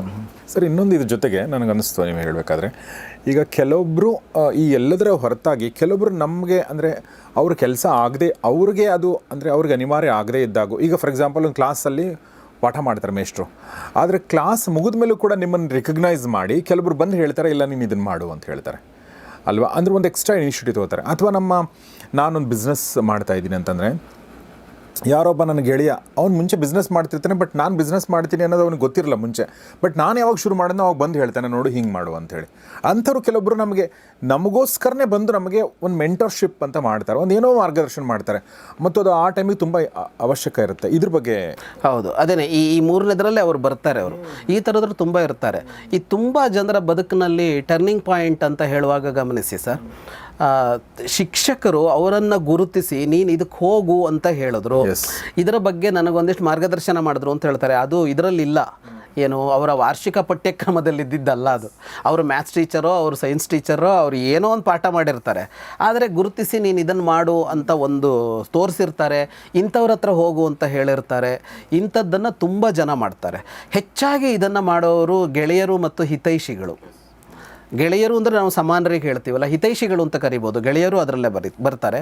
ಈ ಹಿತೈಷಿಗಳು ಅಂತ ಇರ್ತಾರಲ್ಲ, ಅವ್ರಿಗೆ ಆಗಬೇಕಾದ್ದೇನೂ ಇರೋದಿಲ್ಲ. ಅವ್ರು ಆಮೇಲೂ ಅದನ್ನೇನು ಕಂಟಿನ್ಯೂ ಮಾಡ್ತಾರೆ ಅಂತಿಲ್ಲ, ಆದರೆ ಅದನ್ನು ಮಾಡಿ ಹೋಗ್ತಾರೆ. ಅದು ಆ 3ನೇ ಗುಂಪಿದೆಯಲ್ಲ, ಅದು ಬಹಳ ದೊಡ್ಡದು, ಅದು ಹಿತೈಷಿಗಳು ಅಂತ ಅನ್ನೋರು. ಹಾಗಾಗಿ ಈ ಮೂಲಗಳನ್ನು ಮರಿಬಾರದು ಅಂತ ಇದಿಷ್ಟು ನಮ್ಮ ಸಾಮಾನ್ಯದ ಅರ್ಥ. ಆದರೆ ಇನ್ನೊಂದು ಮೂಲ ಮರಿಬೇಡ ಅಂತ ಅನ್ನೋದು ಯಾವುದು ಅಂತ ಅಂದರೆ, ನಮ್ಮ ಸಂಸ್ಕೃತಿ ಹೇಳ್ತಾ ಇರೋದು ಭಗವಂತನ ಮೂಲದಿಂದ ನಾವು ಬಂದ್ವಿ ಅಂತ, ನಾವು ದೇವರೇ ಆಗಿದ್ವಿ, ಈಗ ಜೀವಗಳಾಗಿದ್ದೀವಿ ಅಂತನ್ನೋದೇ ನಮ್ಮ ಇದು. ಅಂದರೆ ಇಲ್ಲಿ ಯಾರೂ ಕ್ಷುದ್ರರಿಲ್ಲ, ಯಾರೂ ತುಚ್ಛರಿಲ್ಲ, ಯಾರೂ ಕೀಳಲ್ಲ, ಯಾರೂ ಏನೂ ಅಲ್ಲ ಅಂತ ಒಂದಿಲ್ಲ. ಅವನಿಗೊಂದು ಬ್ರೈಟ್ನೆಸ್ ಇರದೇ ಇರ್ಬೋದು, ಅವನಿಗೊಂದು ಅಭಿವ್ಯಕ್ತಿ ಇಲ್ಲದೆ ಇರ್ಬೋದು, ಅವ್ನು ಕಾಣಿಸ್ದೇ ಇರ್ಬೋದು, ಆದರೆ ಇಲ್ಲಿ ಎಲ್ಲವೂ ಭಗವನ್ಮಯ ಅಂತ ಹೇಳುವಾಗ ಆ ಮೂಲ ನಮ್ಮದು ಅಂತಾದಾಗ ಆ ಮೂಲ ಮರಿಬೇಡಿ ಅಂತ. ಆ ಮೂಲ ಮರಿಬೇಡಿ ಅಂತ ಅಂದರೆ ದೇವಸ್ಥಾನಕ್ಕೆ ಹೋಗಿ ದೇವ್ರಿಗೆ ನಮಸ್ಕಾರ ಮಾಡಿ ಅನ್ನೋ ಅರ್ಥದಲ್ಲಲ್ಲ. ಅದೇನೋ ಅದೇ ನೀವು ಆಗಿ ಅಂತ. ಈಗ ಮೂಲ ಯಾವುದು? ಮೂಲ ಭಗವಂತ ಅಂತಂದರೆ ಅವನೇನೋ ಅದೇ ನೀವಾಗಿ ಅಂತ. ಅವನೇನೋ ಅದೇ ನೀವಾಗಿ ಅಂತ ಅಂದರೆ ಅವನನ್ನು ನಾವು ಹೇಗೆ ನೋಡ್ತೀವಿ ಅಂದರೆ ಅವನಲ್ಲಿ ದೋಷ ಇಲ್ಲದೆ ಇರೋದನ್ನು ನೋಡ್ತೀವಿ. ಅವನು ದೇವರು ಅಂತಂದು ಕೂಡಲೇ ಮೊದಲಿಗೆ ಬರೋದೇನು ಅಂದರೆ ಕಾರುಣ್ಯ, ಕರುಣೆ ಅಂತ. ನಾವೇನೋ ಕೇಳ್ತೀವಿ ಅವನು ಕೊಡ್ತಾನೆ ಅಂತ. ಅದಕ್ಕೇನೋ ಹರಕೆ ಹೊರ್ತೀವಿ, ಏನೋ ಹಾಕ್ತೀವಿ, ಅದನ್ನ ತೊಗೊಂಡು ಅವನಿಗೇನಾಗಬೇಕಾಗಿದೆ? ನಾವು ಹಾಕೋ 10 ರೂಪಾಯಿ ತೊಗೊಂಡು ಅವನಿಗೇನೋ ಆಗಬೇಕಾಗಿಲ್ವಲ್ಲ, ಆದರೆ ಅವನು ಮಾಡ್ತಾನಲ್ಲ ಅಂತ. ಇಂಥ ಕಾರುಣ್ಯಗಳು ಅಂದರೆ ನಿಷ್ಕಾರಣವಾಗಿ ಇನ್ನೊಬ್ಬನ್ನ ನೋಡ್ಕೊಳ್ಳೋದು ಅನ್ನೋ ತರಹದ ಅಂಶಗಳೆಲ್ಲ ಸೇರಿ ಒಂದು ಸಾಧನೆಯ ದಾರಿ ಅಂತ ಇದೆ. ಒಂದು ಸಾಧನೆಯ ದಾರಿ ಅಂತಿದೆ, ಧ್ಯಾನವೋ ಯೋಗವೋ ಇನ್ಯಾವುದ್ಯಾವುದೋ ದಾರಿಗಳಿವೆಯಲ್ಲ, ಅವುಗಳನ್ನು ಬಿಡಬೇಡಿ ಅಂತ. ಅವುಗಳನ್ನು ಬಿಡಬೇಡಿ ಅಂತ. ಕೆಲವರಿಗೆ ಅದರ ಬಗ್ಗೆ ಪೂರ್ಣ ನಂಬಿಕೆ ಇರ್ಬೋದು, ಕೆಲವರಿಗೆ ನಂಬಿಕೆ ಇಲ್ಲದೇ ಇರಬಹುದು.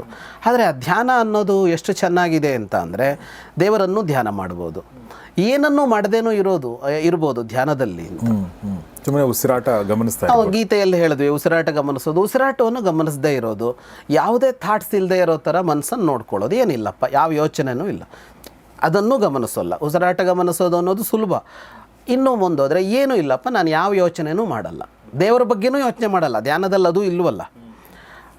ಆ ತರಹದ್ದೊಂದು ಅಭ್ಯಾಸ ಮಾಡ್ಕೊಳ್ಳೋದಿದೆಯಲ್ಲ, ಅದು ಒಳ್ಳೆಯದು. ಅದರಲ್ಲಿ ನೀವು ನಾಸ್ತಿಕರಾಗಿದ್ದೀರೋ, ನೀವು ಆಸ್ತಿಕರಾಗಿದ್ದೀರೋ, ನೀವು ನಂಬ್ತೀರೋ ನಂಬಲ್ವೋ, ಆ ದೇವರನ್ನು ನಂಬ್ತೀರೋ, ಈ ದೇವರನ್ನು ನಂಬ್ತೀರೋ, ಈ ಮತಕ್ಕೆ ಸೇರಿದ್ದೀರೋ, ಆ ಮತಕ್ಕೆ ಸೇರಿದಿರೋ ಸಂಬಂಧ ಇಲ್ಲ. ಆ ಥರದ್ದೊಂದು ಅಭ್ಯಾಸ ಮಾಡ್ಕೊಳ್ಳಿ. ಅದು ಆ ರಿಕ್ತತೆ ಅಂತ ಒಂದೇನಿದೆ, ಶೂನ್ಯ ಅಂತ ಆ ಸಮಯದಲ್ಲಿ ಏನು ಬರುತ್ತೆ, ಖಾಲಿತನ ಅನ್ನೋದು ಏನು ಬರುತ್ತೆ, ಅದೇ ಪೂರ್ಣ ಆಗಿರುತ್ತೆ. ಅದು ಏನೋ ಒಂದನ್ನು ಮಾಡುತ್ತೆ. ಏನು ಮಾಡುತ್ತೆ, ಯಾವಾಗ ಮಾಡುತ್ತೆ, ಅದೇನು ಶಕ್ತಿ ಕೊಡುತ್ತೆ ಅಂತ ಲೆಕ್ಕಾಚಾರ ಹಾಕಬೇಕಾಗಿಲ್ಲ. ಈ 5ನೆಯದ್ದು ಅದು ಮರಿಬೇಡಿ ಅಂತ ಅನ್ನೋದಕ್ಕೆ.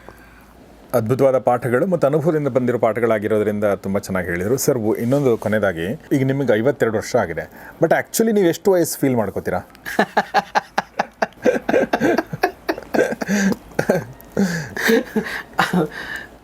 ಅದು ಪ್ರಾಮಾಣಿಕವಾಗಿ ಹೇಳಬೇಕು ಅಂದರೆ ಎಲ್ಲ ಹೊತ್ತಲ್ಲೂ ಒಂದೇ ಏಜನ್ನು ಫೀಲ್ ಮಾಡಲ್ಲ ಸರ್. ಬಟ್ ಜನರಲಿ ಸರ್ ಬೇರೆ ಬೇರೆ ಏಜ್ ಫೀಲ್ ಆಗ್ತಾ ಇರುತ್ತೆ. ನಾನು 40ರಲ್ಲಿದ್ದೀನಿ ಅಂತ ನನಗನ್ಸುತ್ತೆ. ಯಾವಾಗಲೂ ನಾನು 40 ವರ್ಷದಲ್ಲಿದ್ದೀನಿ ಅಂತ ಅನಿಸುತ್ತೆ. ಯಾಕೆಂದರೆ ನನಗೆ 35 ವರ್ಷದಲ್ಲಿ ನಂದೇ ಹಿಂತಿರುಗಿ ನೋಡಿದರೆ 35 ವರ್ಷದಲ್ಲಿ ಹೆಂಗಿದ್ನೋ ಆ ಥರ ಇಲ್ಲ ಇವಾಗ. ಹಾಗಂತ ನನಗೆ ವಯಸ್ಸಾಗಿದೆ ಇಷ್ಟಲ್ಲ ಅಂತ ಏನು ಅನಿಸೋದಿಲ್ಲ. ಅಂದರೆ ನಾನು ಹೆಂಗಂತ ಅಂದ್ಕೊಂಡು ನಾನೇನೋ ಒಂದು ಭಾಳ ಇದಾಗಿದ್ದೀನಿ ಅಂತ ಹೇಳ್ಕೊಳ್ತಾ ಇರೋದಲ್ಲ. ಇಷ್ಟು ವಯಸ್ಸಾಗಿದೆ ಅಂದರೆ ಇಷ್ಟು ವಯಸ್ಸಿಗೆ ಬೇಕಾದ ಒಂದು ಪ್ರಬುದ್ಧತೆ ಬಂದಿದೆ ಅಂತ ನನಗೇನು ಅನಿಸಲ್ಲ. ನಾನು 40ರಲ್ಲೇ ಇದ್ದೀನಿ ಅಂತ ಅನ್ಸುತ್ತೆ. ಬಟ್ 40ರಲ್ಲೂ ಸಾಕಷ್ಟು ಪ್ರಬುದ್ಧತೆ ಇದೆ ನಿಮಗೆ. ಆಮೇಲೆ ಇನ್ನೊಂದು ಸರ್, ಮೊನ್ನೆ ಒಂದು ಕಡೆ ನಾನೊಂದು ಮೀಮ್ ನೋಡ್ತಾ ಇದ್ದೆ. ಅದರಲ್ಲಿ 50 ವರ್ಷದವ್ರು ಅಂದರೆ ವಯಸ್ಸಾದವರು ಅಂತ ಅಂದ್ಕೊಂಡಿದ್ದ ನನ್ನ 20 ವರ್ಷದ ನಾನೇನಿದ್ನಲ್ಲ, ನನ್ನನ್ನು ನಾನು ಕ್ಷಮೆ ಕೇಳ್ತೀನಿ ಅಂತ.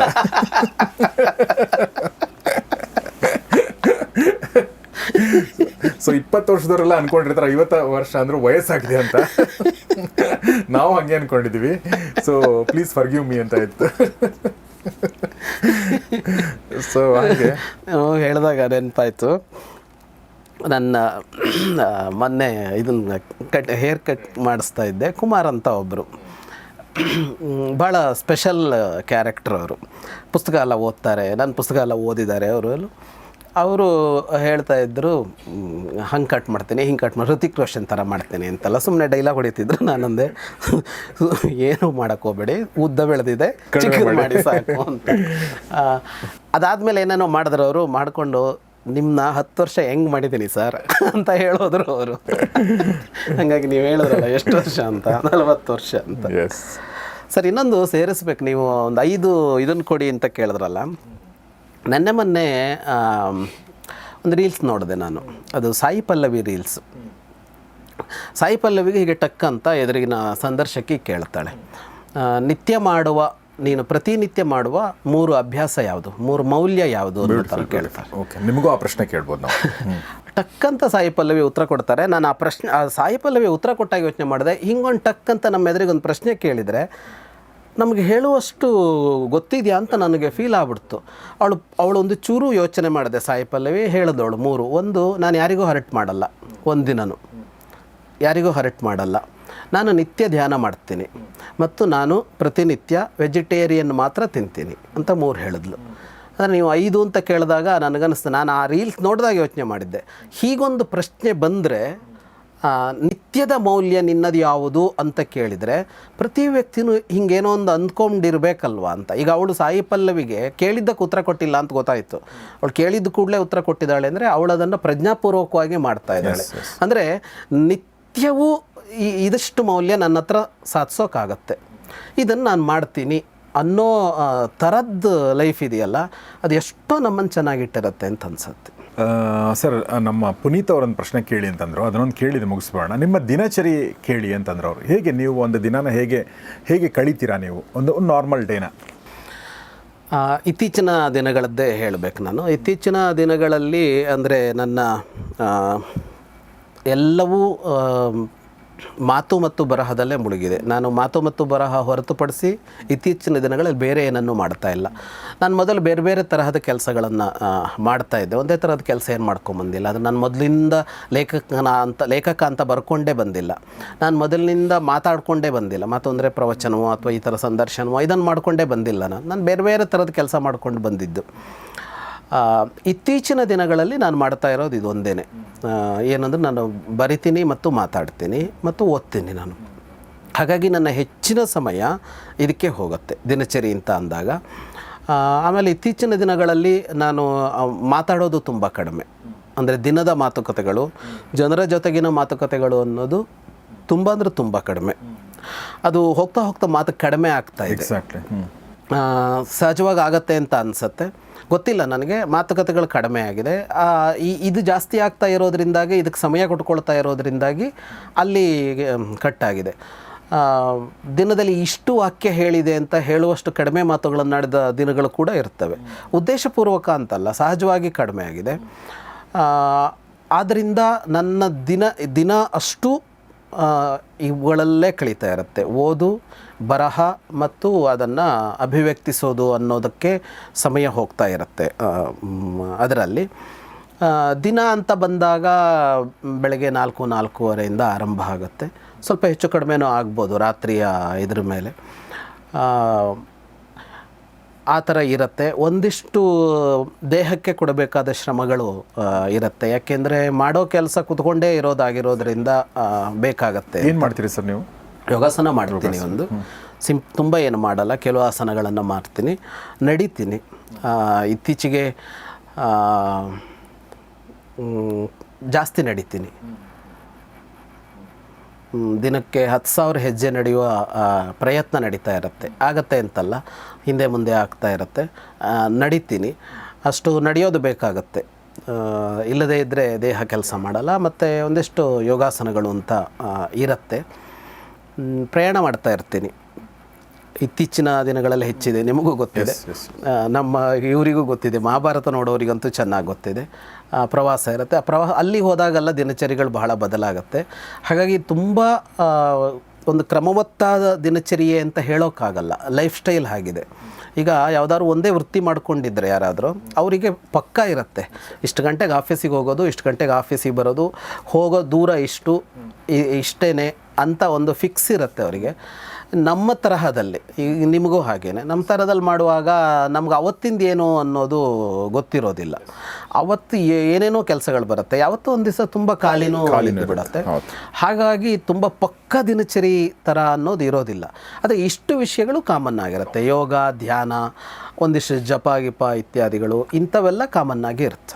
ಇನ್ನೊಂದು ಪ್ರಶ್ನೆ ಕೇಳ್ತೀನಿ, ಬಟ್ ಆ ಪ್ರಶ್ನೆಗೆ ಇವತ್ತು ಉತ್ತರ ಕೊಡಬೇಡಿ. ನಾನು ನೆಕ್ಸ್ಟ್ ಮತ್ತೆ ಸಿಕ್ಕಾಗ ನಾನು ಉತ್ತರ ತಗೋತೀನಿ. ಅದೇನೆಂದರೆ 52 ವರ್ಷ ಆಗಿದೆ ಸರ್ಗೆ. ಹೀಗಾಗಿ ನಾನು 5 ಪುಸ್ತಕಗಳನ್ನ ನಮ್ಮ ಒಂದು ವೀಕ್ಷಕರಿಗೆ ರೆಕಮೆಂಡ್ ಮಾಡಿ ಅಂತ ಕೇಳ್ತೀನಿ. 5 ನೀವು ಮಾಡ್ಬೋದು, 10 ಮಾಡ್ಬೋದು. ನೀವು ನಿಮ್ಮ ಲೈಫಲ್ಲಿ ಓದಲೇಬೇಕಾದ 5 ಪುಸ್ತಕ ಅಥವಾ 10 ಪುಸ್ತಕ ಅದನ್ನು ನೀವು ಪಟ್ಟಿ ಮಾಡ್ಕೊಂಡು ಬನ್ನಿ, ಇನ್ನೊಂದು ಸಲ ಅದ್ರ ಬಗ್ಗೆ ನಾನು ಖಂಡಿತ ಕೇಳ್ತೀನಿ ಅಲ್ವಾ, ಅದು ಮಾಡ್ಬೋದು ಅನ್ಸುತ್ತೆ. ಸೊ ಅಷ್ಟು ಹೇಳಿದ ನಾನು ಇವತ್ತಿನ ಈ ಎಪಿಸೋಡ್ನ ಮುಗಿಸ್ತಾ ಇದ್ದೀನಿ. ಸೊ ಸ್ನೇಹಿತರೆ, ನಮ್ಮ ಸಂಪತ್ ಸರ್ಗೆ ಅವರ ಜರ್ನಿ ಸುಮಾರು 4 ವರ್ಷ ಆಯಿತಾ ಸರ್, ಈಗ 4 ವರ್ಷಗಳ ಒಂದು ಜರ್ನಿ ಸಾಗ್ತಾ ಇದೆ. ಬಿಕಾಸ್ ಆಫ್ ಅದೊಂದು ನೀವು ಕೊಡ್ತಾರ ಒಂದು ಪ್ರೋತ್ಸಾಹ ಮತ್ತು ನೀವು ನೋಡ್ತಾ ಇರೋದು. ಸೊ ನಿಮ್ಮೆಲ್ಲರ ಪರವಾಗಿ ಮತ್ತೊಂದ್ಸಲ ಅವ್ರಿಗೆ ಹುಟ್ಟುಹಬ್ಬದ ಶುಭಾಶಯಗಳನ್ನ ಹೇಳ್ತಾ ಸರ್, ಮತ್ತೊಂದ್ಸಲ ಹುಟ್ಟುಹಬ್ಬದ ಶುಭಾಶಯಗಳು ಮತ್ತು ಧನ್ಯವಾದಗಳು. Thank you very much. So ಸ್ನೇಹಿತರೆ, ಇದನ್ನು ನಿಮ್ಮೆಲ್ಲ ಸ್ನೇಹಿತರೊಂದಿಗೆ ಶೇರ್ ಮಾಡಿ. ಸರ್ ಬದುಕಿನಿಂದ ಅಥವಾ ಅವರು ಹೇಳಿರುವಂಥ ಪಾಠಗಳಿಂದ ನಿಮಗೆ ಏನು ಅನ್ನಿಸ್ತು ಅನ್ನೋದನ್ನು ದಯವಿಟ್ಟು ಕಮೆಂಟ್ ಬಾಕ್ಸಲ್ಲಿ ತಿಳಿಸಿ ಅಂತ ಹೇಳ್ತಾ ಇವತ್ತಿನ ಎಪಿಸೋಡ್ ಮುಗಿಸೋದಿನಿ. ನೋಡ್ತಾರೆ ಗೌರಿ ಸ್ಟುಡಿಯೋ, ನೋಡ್ತಾರೆ ಒಳ್ಳೆ ಕಾರ್ಯಕ್ರಮಗಳನ್ನ. ನಮಸ್ಕಾರ.